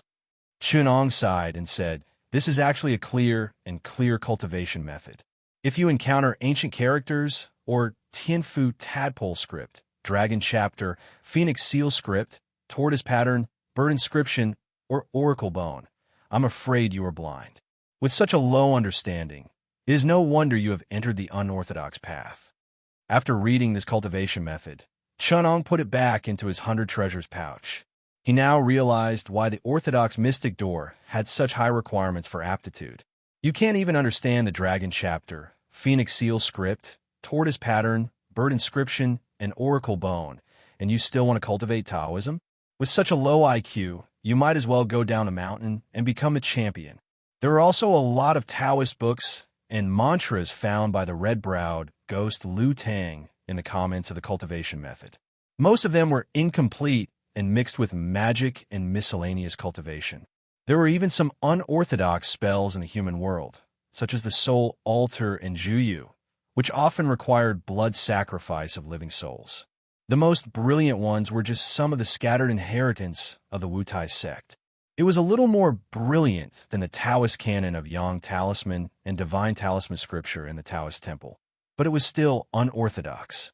Chun Ong closed his eyes to rest and released the power of the Milky Way above his head to refine the sun essence chi. At the same time, he pondered over the demon breaking eternal lamp flame and continued to use his mana to refine it. The spiritual flame was tainted, but it became more spiritual. After being refined by Chun Ang's mana, its nature was enhanced. It seemed that there was a filthy stimulation that countered it, but it made its nature even more magical. For hours later, Chun Ang's mind moved. The crane feather that Chun Ong had refined in the Dawnfall Cave dozens of miles away fell from the sky and killed the bald-haired ghost. At this moment, the bald-haired ghost had already broken the restriction and was preparing to commit murder. However, Monk Jingming was entangled by a cloud of black fog in the distance.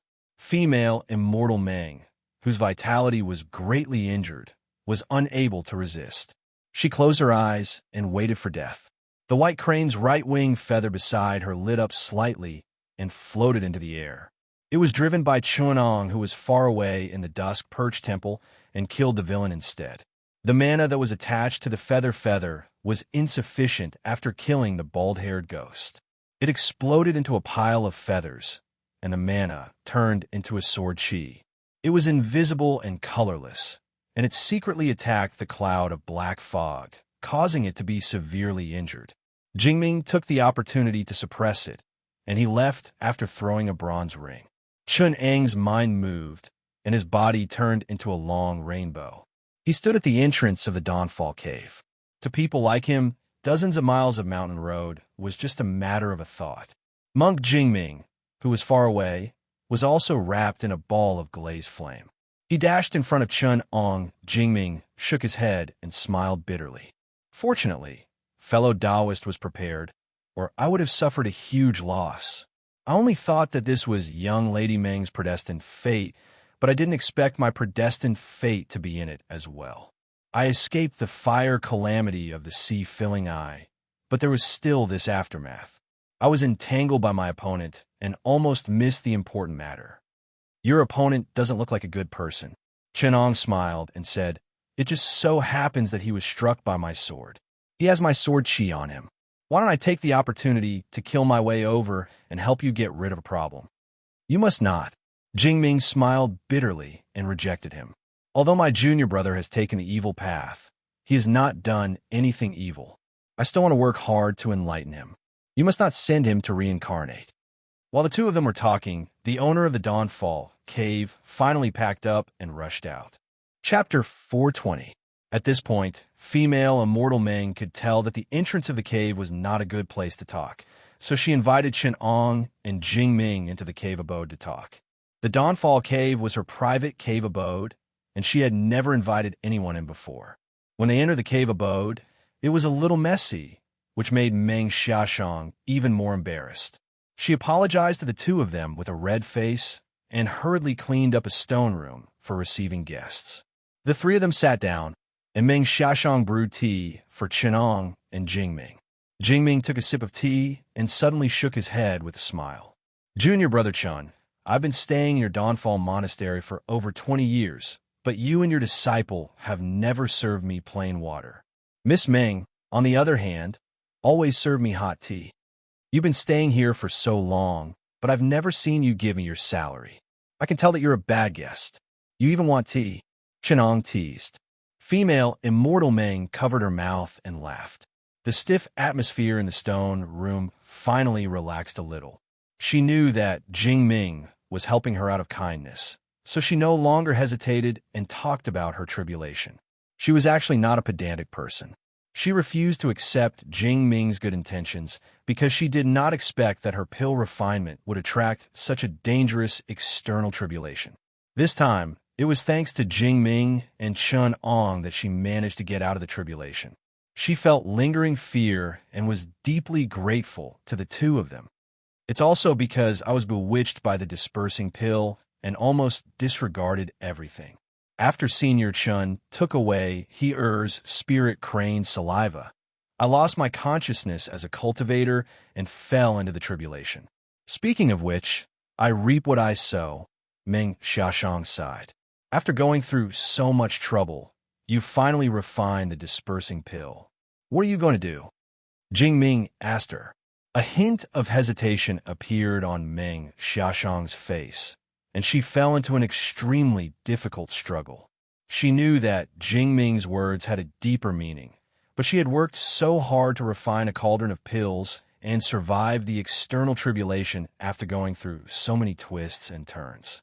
Seeing that there was hope to further purify her foundation, she could not give up no matter what. It was only when she saw Chan Ang's faint smile and his clear eyes that she woke up as if cold water was poured on her head. He gritted his teeth and said decisively, "This pill isn't my fortune.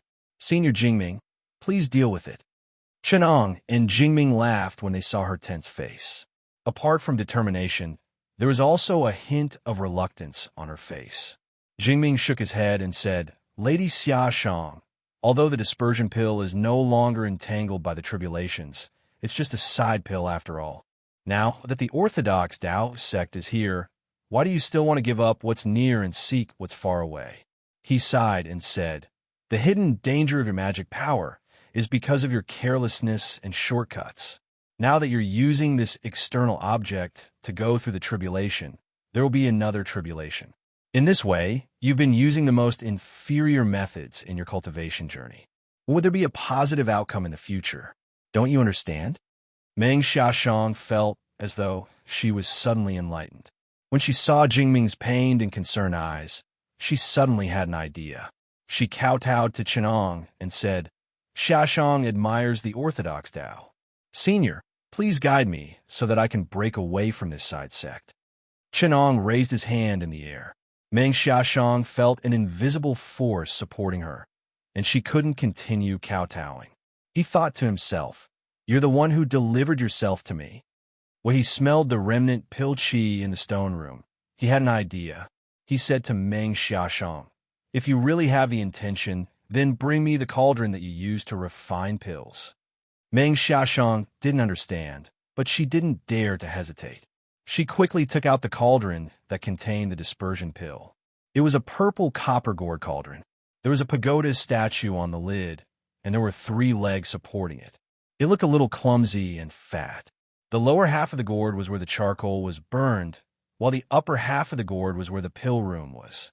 Chenong didn't need the charcoal, so he took out the eternal lamp flame that was used to refine demons and burned it in the lower half.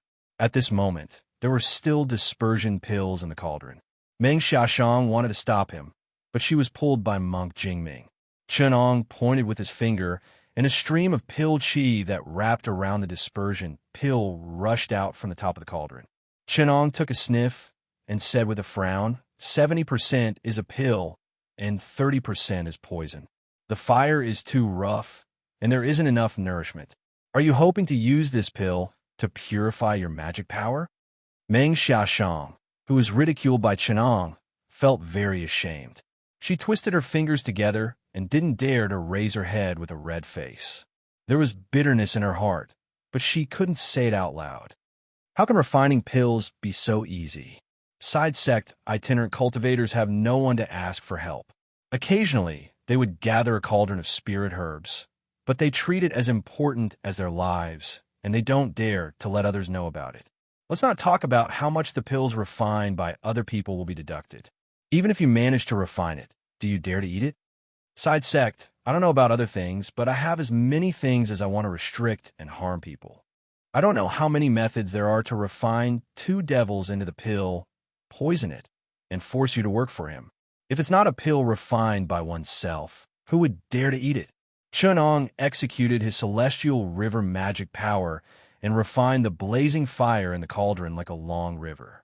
It lingered like water, slowly nourishing the medicinal efficacy and purifying the impurities within.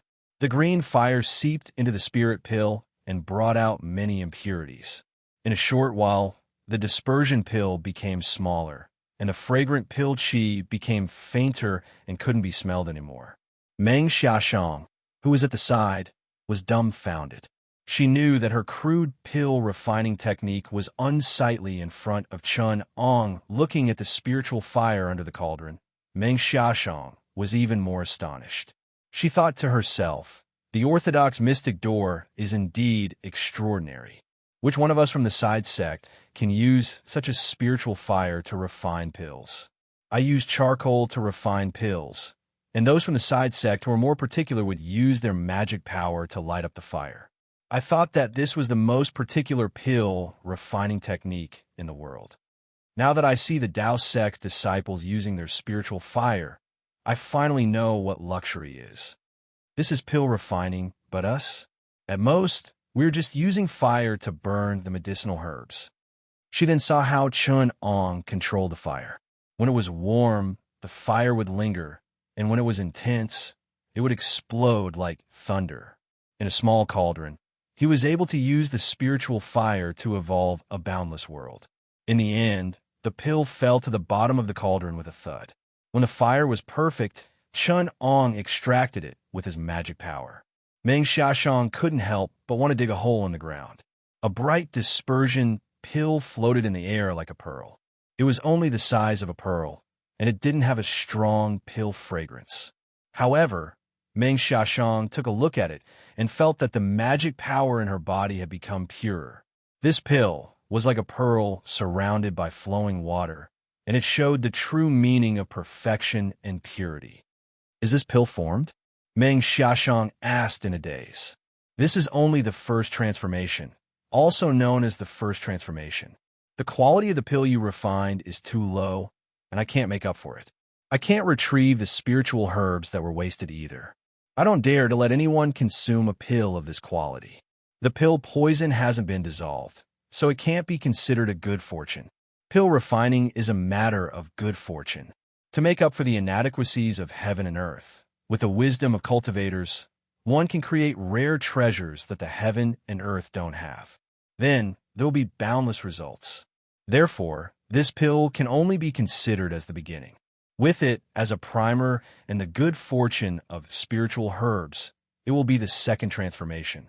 Only then can it be considered a pill. Chun Ong said indifferently. Chapter 421. Jingming heard Chun Ang's explanation from the side. He was clear about some things, but there were some concepts that he had never heard of before. He was greatly touched after listening to it, so he patiently asked for guidance. Chun Ong saw that Meng Xiaoshang was also confused, so he explained to them and said with a smile, refining a cauldron of pills destroys the spirit herbs that heaven and earth loves and consumes the fate of all living beings. Therefore, heaven and earth are jealous of it, and it consumes the fate of external cultivation. In the mystic door, when we refine pills, we either use external cultivation to offset it or suffer external calamity. But if we look at it from another perspective, all living beings need to consume the nourishment of heaven and earth. Why aren't heaven and earth jealous? I think it's because of the creation of heaven and earth. The virtue of heaven and earth creates, but doesn't possess. It provides for all living beings and treats them equally. How can heaven and earth not be jealous of us if we want to possess, plunder, and take the nourishment of all living beings to worship ourselves? Therefore, following the virtue of heaven and earth, we walk the path of creation and take the spirits of all living beings to create heaven and earth. By taking heaven and earth and using heaven and earth, we won't be limited by calamity and will receive feedback from heaven and earth instead. Master Jingming nodded as he listened. He exchanged glances with Meng Xiaoshang and was greatly touched. Meng Xiaoshang was puzzled. If the path of creation is used for heaven and earth, what can we cultivators get? If we return the pills we refine to heaven and earth, what can we get from the results of refining pills? Chun Ong said with a smile, that will depend on the cultivator's wisdom. I'll teach you a method called path of interception. So this is the path of creation that Junior Brother Chen mentioned. It's indeed profound. Master Jingming sighed and said, it's a pity that people's hearts are blazing. Refining a flying sword in the unorthodox sect usually requires tens of thousands of kilograms of fine iron, and they have to use spirit herbs to wash it every month. Those who don't have enough cultivation will have to resort to special methods or use the blood of spirit birds and beasts to restrain the spirits and increase the spirituality of the flying sword. For example, the 100-spirit immortal slaying sword that sect master Wutai cultivates. You can either take the core elixir of an insect or a demonic beast that is cultivated successfully and use it to refine the edge of the sword to increase its power and add supernatural abilities. You can even summon the extraterrestrial demons to restrain the demons and demons. Its power is generally unimaginable, just like the sky demon fairy slaying sword that the Wutai sect master practiced. There's even more. He used the blood of children to refine flying swords and dharma treasures. He is truly a heinous person. The Nineteen soul sword and the nascent soul sword that he cultivated are things that we cannot tolerate, Jingming shouted fiercely. Even the fellow Taoist of a May mountain. Ascetic Duda has to gather the essence of the 5 metals in order to forge an invisible sword. He has to gather 3,600 types of spirit herbs. At the very least, he has to use several million kilograms of refined iron and 5 metals to forge the sword. No wonder all the seniors had to abandon their magic treasures before ascending, so as to avoid being implicated. It turns out that these worldly possessions are really a type of burden when it comes to ascending. Chenong smiled and said, "Of course, I'm not trying to make all of you be timid and lose the freedom of immortals. Instead, I'm trying to inspire all of you not to be limited by worldly possessions and to be able to take and let go. For example, you use the 5 metals to refine the purple gold alms bowl and prepare to use it to get rid of demons. You have the chivalrous spirit of our generation, which is admirable." Chenong nodded and smiled at Jingming. Then, he turned to Meng Xiaoshang and said, "I'm not criticizing you for being greedy. I just want to take this opportunity to let you understand the way of choosing and letting go. I want you to understand the principle of our generation being good at using things, how to make use of them, and how to create the resources that the world provides for us." Upon hearing that, Meng Xiaoshang smiled bitterly and said, "Senior, do you know that ever since I asked for the dispersion pills recipe, I've treated it as my life's most precious treasure? There are more than hundreds of rogue cultivators in the unorthodox school who are also stuck with impure magical powers like me and can't improve. Among the dozens of fellow Taoists in the unorthodox school that I know, none of them are not greedy. If it wasn't for the fact that I can only make 1 pill per furnace, I wouldn't have alienated them. How many of us cultivators in the unorthodox school can't even smell a pill's scent in our entire lives? Spirit pills are hard to come by, not to mention a recipe. Just the various spiritual herbs that I use to refine the dispersion pill took me more than 10 years to gather. There are many rare varieties that I had to exchange with others. I worked so hard to gather a furnace of ingredients, and I was so cautious that I couldn't even wait for the fire to go wrong. How would I have the time to think about other things?" Meng Xiaoshang sighed and said, "If that wasn't the case, why would I be stuck with a furnace of pills? It's because this furnace of pills is really important to me, and I can't tolerate anything else." "Then, are you still willing to give it up?" Jingming asked. "If we wait until Junior Brother Chen returns, the medicinal properties will be changed, and the dispersion pill will no longer be able to purify one's foundation magical power. Do you really want to give up after so many years of hard work? Now that this dispersion pill has been refined and purified by Junior Brother Chen, there won't be any future troubles. If you want it, I'll give up my pride and beg Junior Brother to give it to you." Looking at Jingming's sincere eyes, Meng Xiaoshang lowered her head and remained silent for a moment. Suddenly, she lifted her head and smiled sweetly. "Master Jingming, you're still trying to tease me." Xiaoshang already understood the logic that Senior said. Hard work will only be useful if the path of Tao is correct. If I deviate from the path early on, no matter how much hard work I put in, it'll be useless. I'm no longer willing to lose my way for the shortcut of the dispersion pill. "All right." Jingming nodded.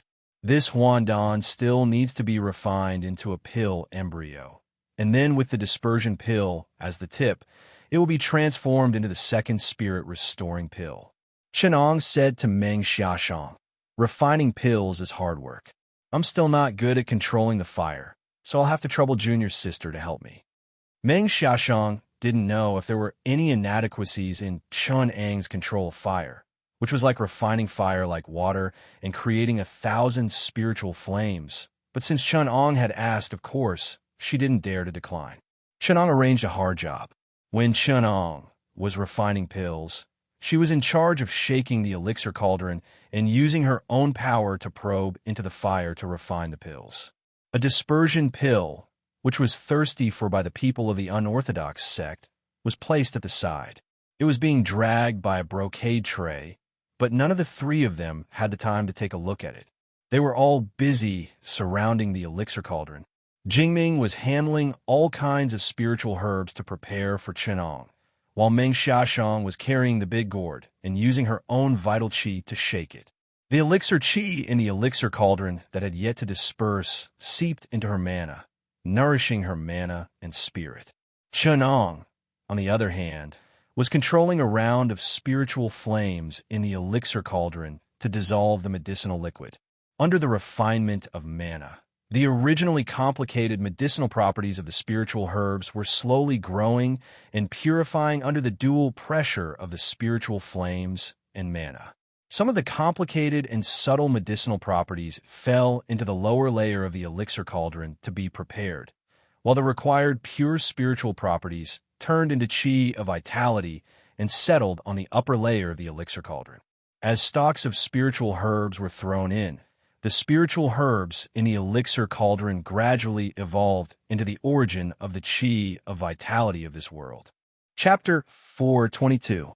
In the Shu Mountain world, the essence of mountains, rivers, trees, stones, birds, beasts, mortals, and cultivators was essence qi. It was just like how matter in the technological universe was made of particles.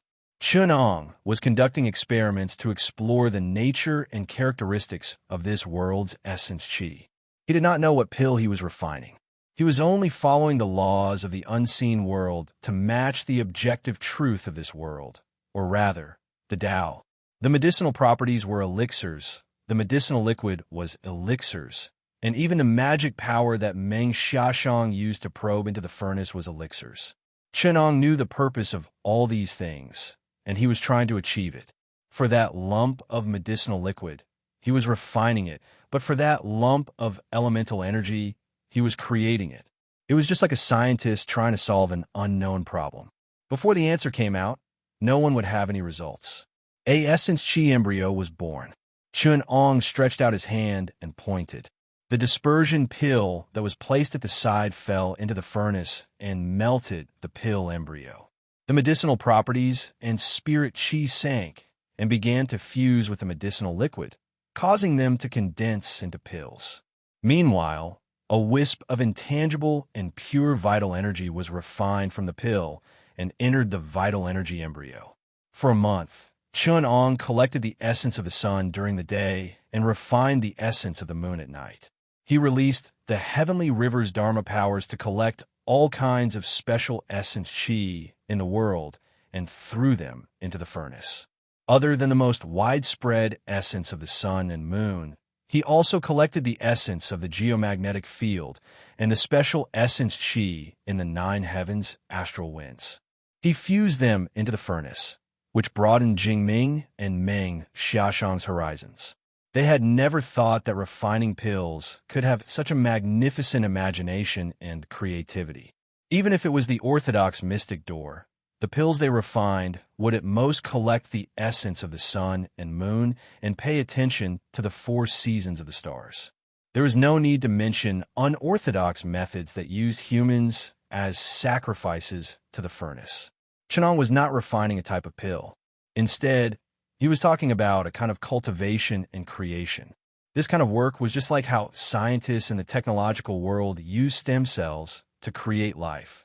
Chun Ong was also replicating the creation of this world's essence qi. Yin and Yang gave birth to all things. The clean and turbid opened up heaven and earth, and the movement and stillness transformed the universe. Everything that happened within the pill furnace could be seen through the combination of Yin and Yang, the birth of life. It could also be seen through the process of a cultivator cultivating energy and transforming it into a nascent divinity. Cultivating energy was like refining pills, and refining pills was like giving birth to life. Even though Jing Ming and Meng Xiaochong could only see some superficial principles, it was enough for them to benefit immensely. In the blink of an eye, a month had passed. On this day, a mysterious Danqi emerged from the pill furnace. The pure white Danqi floated above the furnace like an auspicious cloud. After a few hours, the Danqi auspicious cloud changed 5 colors in succession, from white to red, orange, cyan, blue, purple, and finally back to white. It was fragrant and fragrant, making people feel refreshed when they smelled it. At that moment, the 3 of them knew that the cauldron of pills was about to be refined successfully. Even Chun Ong couldn't help but reveal a look of joy on his face. Meng Xiaoshang and Jingming couldn't take their eyes off it and were filled with anticipation. Meng Xiaoshang's spirit wasn't as exhausted as before. Instead, she was full of excitement, and she was in an unprecedented good state. Then Chenong said, "It's done." The auspicious cloud above the furnace slowly floated down and landed on the steps outside the Dawnfall Cave. It turned into a cloud mushroom, and the pure white stalk of the Lingji mushroom supported a cloud-like cover. When the sun shone on it, it produced many clouds and mist to cover it. Meng Xiaoshang was dumbfounded and speechless. This cloud mushroom had a strong fragrance that made one feel refreshed with just a sniff. The mushroom was plump and full of spirit qi. It could even produce clouds and mist, creating a magnificent scene of a sea of clouds. It was clearly a heavenly treasure that was at least 100 years old. It was a rare treasure that people without fortune wouldn't be able to find even after spending hundreds of years of hard work. She pressed the cloud mushroom in disbelief. The warm jade-like touch on her hand made her believe that it was a real thing and not an illusion created by the pill qi during the refining process. Meng Xiaoshang turned around and saw that Chenong and Jingming were sitting there and looking at her with a faint smile. Meng Xiaoshang felt a little bashful under their gazes, and she couldn't help but blush slightly. She felt a little embarrassed and thought to herself, "I'm not knowledgeable and made a fool of myself." However, not only did the 2 seniors not remind me, but they even openly mocked me. It's not a good thing. Chenong saw through her embarrassment. He coughed slightly and said, "The fire in the furnace has dissipated. Let's open the furnace." It was as though the 2 of them didn't move, because the furnace was still hot. Meng Xiaoshang pretended not to hear the falsehood in his words and said, "Let junior sister help." Chenong brushed his right hand on the furnace and tightened his magic power to avoid the furnace's lid. A celestial river probed downwards, and in just a short moment, dozens of elixirs that were sparkling and translucent like jade that were about the size of pinky were rolled up. Every one of them was not inferior to the dispersion pill that Chenong had refined. Furthermore, they had different shapes, colors, and smells. There were actually many different types of elixirs. Chenong probed downwards with his magic power, and after 3 to 5 times, he finally rolled up all the elixirs in the furnace. Meng Xiaoshang roughly counted that there were about 200 elixirs. Compared to the result of using the same amount of herbs to refine an inferior-grade dispersion pill, she didn't know how ashamed she should be. She couldn't help but ask, "How can there be so many? Furthermore, these aren't the same type of elixirs, so how can I refine them all at once?" Chenong said with a smile, "The most important things in elixirs are their spirituality and medicinal properties. However, there are usually hundreds of different kinds of medicinal properties in a spiritual herb, and they are complicated and intertwined. Other than the one that cultivators need, the rest are treated as impurities and are burned away by true fire. Due to the corrosion of the fire and the lack of skill, the remaining medicinal properties are wasted.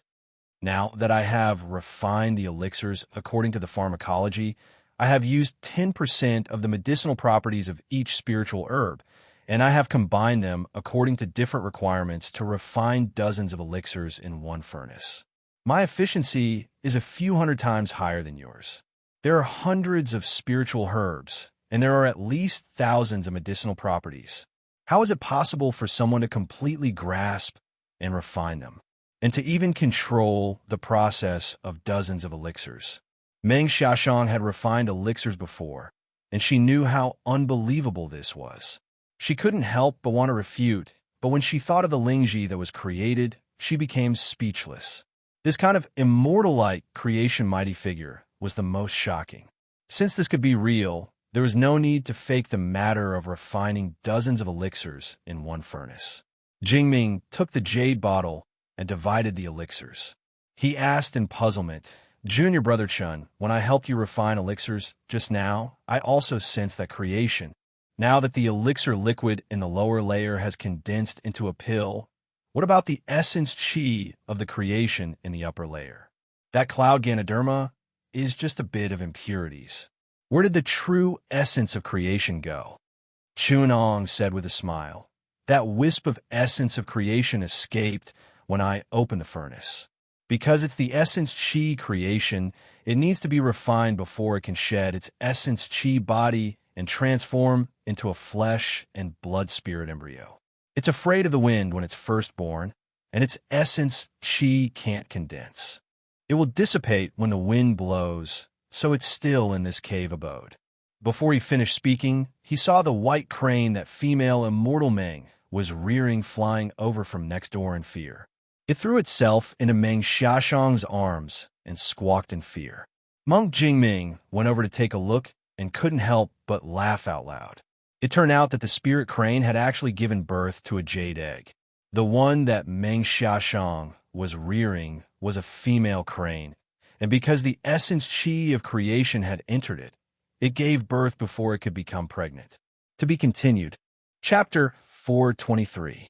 When Meng Xiaochang saw the jade egg that was laid by the love crane, she was shocked and ashamed. She had already entered Tao when she was still a virgin, and now she still had not lost her purine. Unlike those female cultivators in the side door, she had heard that only those who had not lost their pure yin and pure yang could achieve the best results in cultivation. Although she had entered the side door, she was also a person with ambition, so she refused to be a virgin. Now that he saw the female Yuning crane that he raised being possessed by creation, he was extremely terrified. Luckily, I had the crane to protect me. Without it, there would only be 2 seniors and me in this abode. I'm afraid. Meng Xiaochang still felt guilty when she thought about it. She looked at Chunong with fear in her eyes and thought, "This senior is indeed very capable."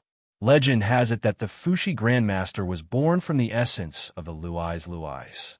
He is like the Luais grand deity. He can also take our virginity. The Luais grand sage's footprints can create Fushi. Senior Chen's pills can create living beings. They are all very scary people. Even if we cultivate for 10 lifetimes, we will not be able to catch up to them. I'm afraid that only the immortal ascending to the mortal world can compare to this level of pill concoction and creation. We, the miscellaneous cultivators of the unorthodox school, can't even be compared to him. What was I thinking? I'm not satisfied and still want to take him as my master. What if he wants me to give birth to a disciple for him? When she thought of this, Meng Xiaochang looked at Chunong with a strange gaze. Such creatures of nature are like grand ancestor Fushi. They are the seeds of cultivation. They are blessed with great fortune and great fortune. Mortals can never compare to them. Even the cultivators who have been cultivating for many generations are inferior to them. If I were him, I would create 7 or 8 of them to inherit my own Tao. If I were to be his disciple, wouldn't I be given 6 or 7 spiritual embryos to become his disciple's nest of creation? Meng Xiaochang shuddered at the thought of 6 or 7 sons of fortune jumping out from her stomach. She had given up on the idea of taking Chunong as her master and becoming a disciple of his Taoism. Seeing Jing Ming's reluctant look at the crane egg, Meng Xiaochang felt a barrier in her heart towards this old senior who had taken care of her since she was cultivating. Just as she was thinking about it, she heard Jing Ming begging Chunong, "Junior brother Chun, in the line of tranquil glaze pharmacist Armakea, other than me, there's only one person who can bring the sect to greater heights. I feel like old friends at first sight with this egg, so please let it be my disciple. Chen Ong shook his head and said, "What's the use of Shi Xiang begging me? Although the crane was created through my hands, its foundation was the creation of heaven and earth.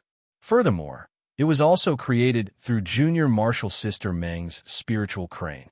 The former was fated to be blessed by heaven, while the latter had the crane as her mother. Why are you begging me instead of junior sister Meng?" Jingming turned around and asked, "Junior sister Meng?" Meng Xiaochang seemed to have just woken up from a dream, and then she was even more frightened. She thought, "I actually forgot about Senior Chen's good friend? If every good friend wants to ask him for a disciple, 6 or 7 may not be enough. My girl's delicate body, how can I withstand his ravaging?" Therefore, without even hearing what Reverend Jingming was asking, she shouted, "Don't." Jingming heard her and sighed, "Fine. Since junior martial sister Meng favors him, I can't take away what you love." Jingming had a good temper and did not take it to heart. Meng Xiaochang came to her senses and realized that she had offended him. She quickly explained, "Master Jingming, I didn't mean that. It's just that I don't dare to make decisions for him. Although the crane was born from my spiritual crane, he has his own ideas in the future. Why not let him choose his own teacher when he is sensible?" Jingming said excitedly, "Is what junior martial sister Meng said true? I thought junior martial sister Meng wanted to stay and be the successor of your sect. In this case, if he wants to be a disciple of a monk in the future, I will not decline." The biggest obsession in Jingming's heart could be said to be his own inheritance. It was easy for a cultivator to get magic treasures, but difficult to find a good disciple. How many powerful people could not find a disciple with good temperament and aptitude? Immortal Li Jingxiu, was implicated and could not ascend for hundreds of years because he wrongly accepted a bad person. To a cultivator, the most important thing in the world besides the righteous path was the inheritance of the Tao. There were even many famous righteous sects, and even devil sects that valued the inheritance more than their own lives. He Sheng was a natural-born itinerant immortal who was blessed by heaven and earth. He was blessed by heaven and earth. He was more precious than any number of magical treasures and grotto heavens. He was a true disciple whom they could entrust their inheritance to. Chun Ong created Crane Sheng with the creation of heaven and earth. Although his mind was not perfect, his Tao nature was unique, and he was born with wisdom. In Taoism, he was comparable to the reincarnation of a banished immortal. In Buddhism, he was like the birth of a bodhisattva. What was more wonderful was that there was no karma entanglement. Moreover, He Sheng was born with a body of vital qi. It was Chun Ang's creation of imitating the infant cultivation of an itinerant immortal. He was born with a body of vital qi, and with a little guidance, he could become an itinerant immortal. It was no wonder that even an open-minded person like Jing Ming could not help but steal a disciple. After Meng Xiaochang understood, she was slightly relieved. She knew that even Chun Ong could not cultivate a spirit like Crane Sheng, like how he laid an egg. She looked at Crane Sheng's jade egg again. It was crystal clear and natural. The more she looked at it, the more she liked it. There was also a sense of immaturity and naivety, which aroused her maternal instinct. Crane Sheng is so cute, and he is born with the foundation of cultivation. Isn't he a child given to me by heaven? I swear that I will not lose my virginity. I don't have children in this life. Why don't I take him as my disciple and take care of him as my own? Crane Sheng and I are one, so there's no need to separate us. The more Meng Xiaochang looked at Crane Sheng, the more she loved him. If she did not promise Jing Ming, she would have regretted it. Jing Ming looked at her eyes and smiled bitterly. Junior Ming, you can't go back on your promise. Chun Ong sneered. You are a monk and you are still living in my temple. You don't even have a business. I have this Xixia temple and Junior Ming has the Xixia cave. If I give you my disciple, do you want him to wander around with you or live in a foreign place?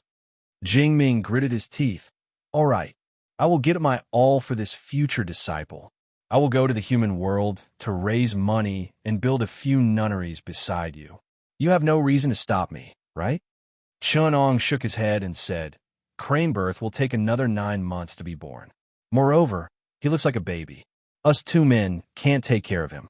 Why don't we ask fellow Taoist Ming to raise him first, and then let him choose his own master? How about that? Jing Ming and Xiaochong knew that this was the best arrangement.